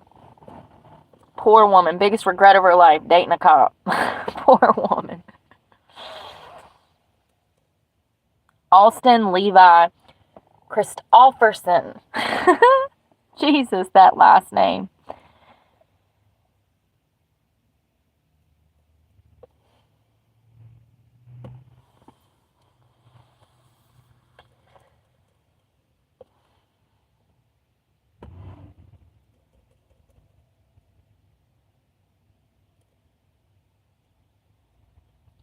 I wonder if they're going to get the guy that shot the CEO guy, y'all. I haven't even looked into it. Did they get him? It's just not something that catches my eyes. I mean, it's sad, but, like, he lived a happy, rich life. Listen, it's sad. Don't get me wrong. He shouldn't have been gunned down like that. It's just hard for me to feel bad for people that are stealing from others. This was an insurance company. If you don't know, they're crooked. Let me tell you, they're just like banks, just like sheriff's departments, just like the government, honey. They're crooks. They're common crooks. Okay? They're the acceptable common crooks. So I'm not saying that this guy was a bad guy. I'm just saying. Let's see. So the police in New York City appear to be closing in on an identify. I don't know who writes the news anymore, y'all. I'm just saying I could do a better job. They haven't identified the guy. They're closer to identifying him. Put me in, coach. I already told you his age. Put me in. So I said that he's probably between 25 and 33. He might be a little older. I initially said 25 and 35. But looking at the mug shot, he looks like he's got them baby eyes with no wrinkles, honey. So I'm going to go with 25 to 35. He gunned down the CEO of United Healthcare, Brian Thompson. Looks like they've sought a search warrant today for a location in the city where they believed he may have been staying. You know, the crazy thing was he gunned Brian down, and then he walks off on his merry way, hops in line around the corner to rent a damn motorized scooter to get out of there. And he is calm, cool, collected as a damn cucumber on a spring day, no care in the world, after he just murdered somebody. That was very telling to me. I mean, you know, the fact that he used a silencer, in my opinion, this was premeditated. And the police have said that it looks like he was lying in wait for Brian. So, they are checking every dispute or contested denial of service brought against the company, as well as running down every threat made against the United Healthcare CEO. They are also investigating whether the alleged shooter, I'm hungry. They're looking into an e-bike close to the scene of the incident as a means of escape. Thompson, Brian, from Minnesota, was shot around 6:45 a.m. outside the New York Hilton on 6th Avenue. And this is what police are saying was a brazen targeted attack. 3 spent shell casings were found at the scene, along with 3 live rounds from a 9mm. And the NYPD detectives are working to determine whether the words on the castings were meant as a message from the shooter or a hint at his motive. There were words on the casings. What words? Listen. What words? What words were on the casings? I'll tell you if it was a message. What words? Thompson was seen on video leaving his hotel across the street to enter the Hilton several minutes prior at about 6:40 a.m. on Wednesday morning. He was rushed to a hospital where he later died. I mean, it's sad.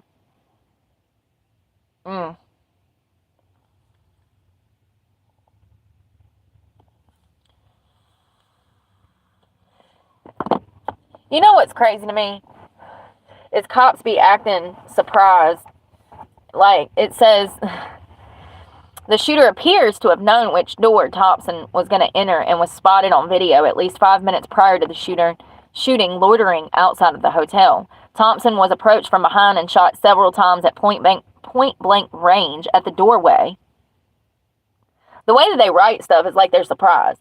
The cops said it was a brazen targeted attack. So why are you surprised that the killer would have knew which door Brian Thompson was coming out of? He's probably been damn scouting the spot for weeks, if not months, watching this guy. At one point, the gun appeared to jam. When the suspect cleared the jam, he resumed shooting. The fact that he didn't just shoot him once and he went all out, definitely targeted. And there's video of it. There's also video of the suspect walking away from the scene. And like I said, I think he's somewhere between 25 and 35, but I might be wrong. He might be a little younger than that. He might be around 23. The gunman is described as a 6'1", tall, thin build, and was wearing a black jacket, black hat, black ski mask, and a black backpack. And his backpack was not black, I didn't think, but whatever. That ain't black. This is what I'm saying. How y'all fuck that up? Y'all can't look at the pictures you're printing? That is not a black backpack. And something that was very telling about this bag is it's very, very unique. The way that it's shaped is unique. They should be able to figure out where he got this backpack and then link it back to him, say if he ordered it off the internet, because it looks like a one-of-a-kind backpack. It doesn't look like any old damn backpack off the Walmart shelf. That's something that stuck out to me in the surveillance footage, was the backpack. But the fact that he was dressed in all black, you know, and the ski mask, clearly he came there to do damage, and he did. He killed Brian. So investigators also recovered the surveillance images from a Starbucks 1 block north where the suspect visited a few minutes before the shooting. And a cell phone was found along the escape route. While a suspect has not yet been identified, blah, blah, blah, blah, blah. Yeah, and he may never be, with y'all's damn dumbass descriptions, black backpack. It's gray and brown. And actually it looks different colors in different videos. It looks like a brown canvas bag, like a potato sack almost, like the material in other videos. But there's a $10,000 reward.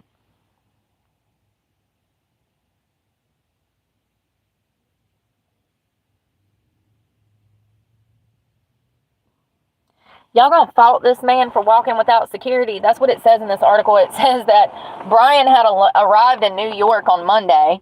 He was walking into the Hilton alone without security detail. What a sad life. You gotta have damn security detail because you done fucked so many people. I mean, because you done provided insurance for wonderful people. Listen, you will never catch me feeling bad for a CEO of anything, okay? I mean, it's sad he died. It is. It's not right, but, you know, crooked company.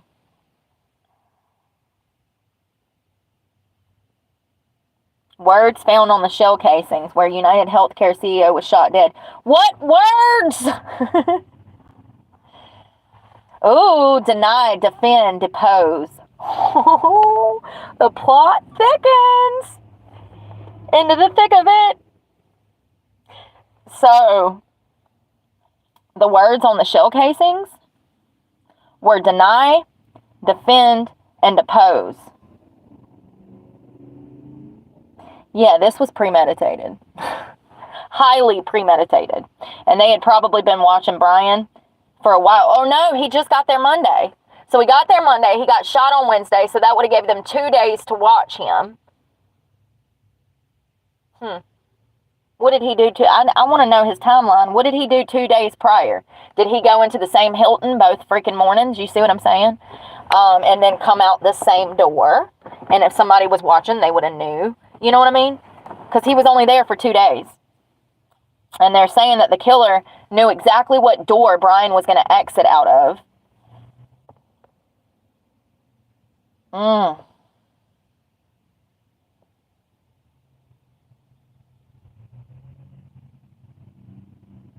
So sad.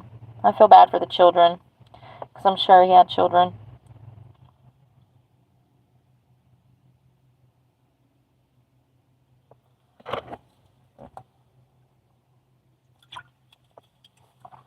Deny, depose. What did it say? Shit. My memory that quick. That quick.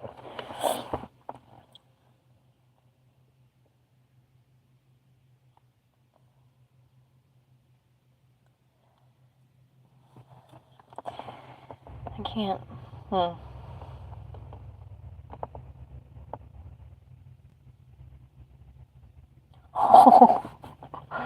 Y'all, I'm laughing because it's crazy. So, I've heard depose before, but I've heard it in like a legal setting. Guess what the first definition for depose is? Remove from office suddenly and forcibly.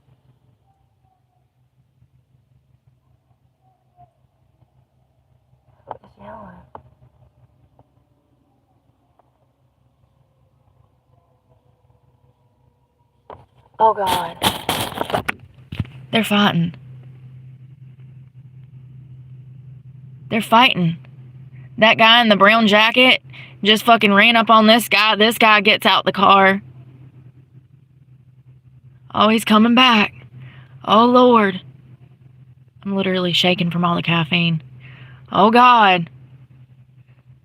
Oh, he's getting in the car. Can y'all hear him screaming? Oh, my God, y'all. Why do I always be singing shit?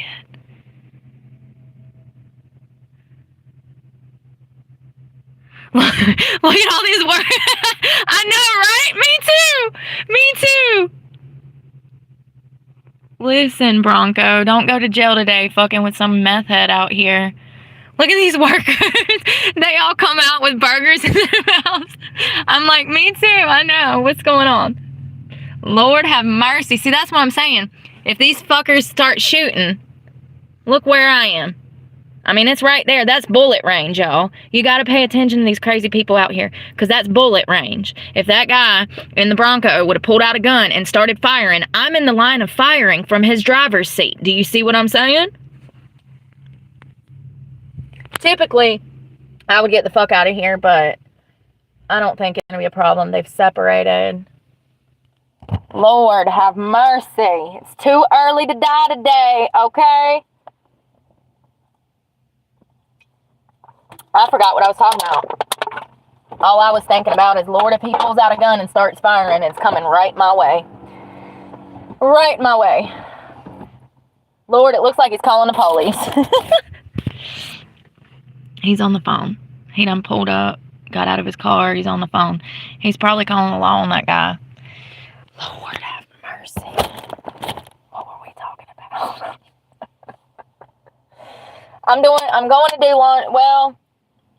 I'm going to work out. Well, it's supposed to be nice today, y'all, and it don't look, the pose, that's what I was talking about. So the CEO, Brian Thompson, that was gunned down in New York Wednesday, the casings from the crime scene, there was bullets, the casings, that had words on them. Obey, depose, and there was another one I done forgot, y'all. Listen. Depose means to remove from office suddenly or forcibly, which Brian was. He was gunned down and killed, forcibly removed from office. It's no coincidence. This is probably a network of people, and I don't know. We'll see. Listen. This is crazy. It definitely adds a whole nother component to, yeah, I'm going to work out. I'm going to get something to eat. I'm going to work out. I'm going to do my laundry, and then we'll get back together this afternoon. But I don't know. It just sounds more intense. I mean, it's pretty damn shocking.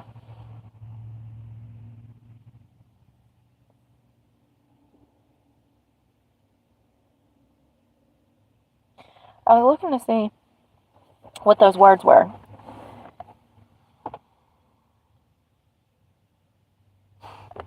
That depose, though, that was written on one of the bullet casings that took Brian's life. Deny, defend, depose. I don't know. Is it a criminal organization that's done took his ass out? I don't know. Is it multiple people? I think it's multiple people, but we'll see. It could just be one guy. I might be wrong. But that's crazy that bullet had depose on there, and that's what they did to him. Crazy. You never know when You never know when it's going to be your last day. Hold your wife tight, kiss your children goodnight. You know what I mean? Like, seriously. He's in New York for a business meeting, walking over to the Hilton, living his best life, and some armed, masked, dressed in all black killer comes out of nowhere and shoots him. And they said the first shot, he actually stood up and started wobbling and then fell on the ground, and then the guy come over and just unloaded. At one point his gun jams, he unjams it, and then he goes back to firing on Brian. I mean, in my opinion, it was a targeted hit. They had probably been watching him for the 2 days that he was in New York, because the killer knew which doors he was going to be using. The killer knew what time he would be moving. They had to have been watching him at some point while he was in New York. And I wouldn't doubt that it's multiple people that are involved in this, but we'll see what happens. I just feel like it's too organized to be just one person, but I could be wrong. I could be wrong. It might just be one smart person. I just don't have faith in humanity when it comes to them making smart criminal moves. You know, it's usually their failures that get them caught. So I don't know. And he's been able to elude police for over a day now, which is really scary. You know, imagine being gunned down like that. You would think that the cops would be on it trying to find your killer, and I'm sure they are, but they ain't been able to find this guy. So, I found this on the web. girl, if you don't go on somewhere, I'm going to work out, y'all. I got to get something to eat. I haven't ate since this morning. I had a crappy gas station ham, egg, and cheese, and it was not crappy. It was good. It was shocking. I took one bite. I said, damn, this is good. Down the hatch. Y'all know I inhale my food because I wait too long to eat. But I got it from the Circle K, and it was delicious. Double egg, ham, and cheese.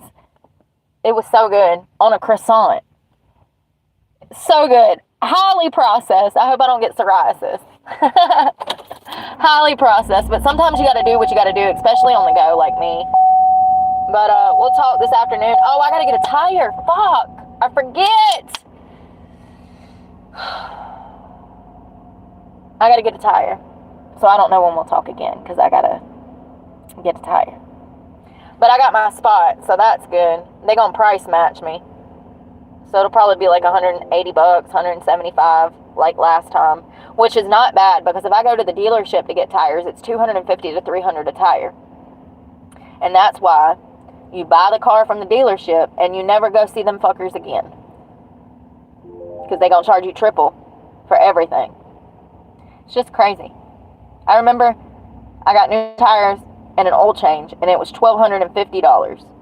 That's the only time, and it was right after I bought this truck. So they sold it to me with raw ball tires, and then 3 months later, and it wasn't even 3 months, it might have been 2 months. 2 months later, I'm taking it back to the dealership. I got a spare on with another tire about to go completely flat. I was down to 2 tires at this point almost. She was barely getting around, okay? If it was a wagon wheel. It was missing some pegs, you know what I mean?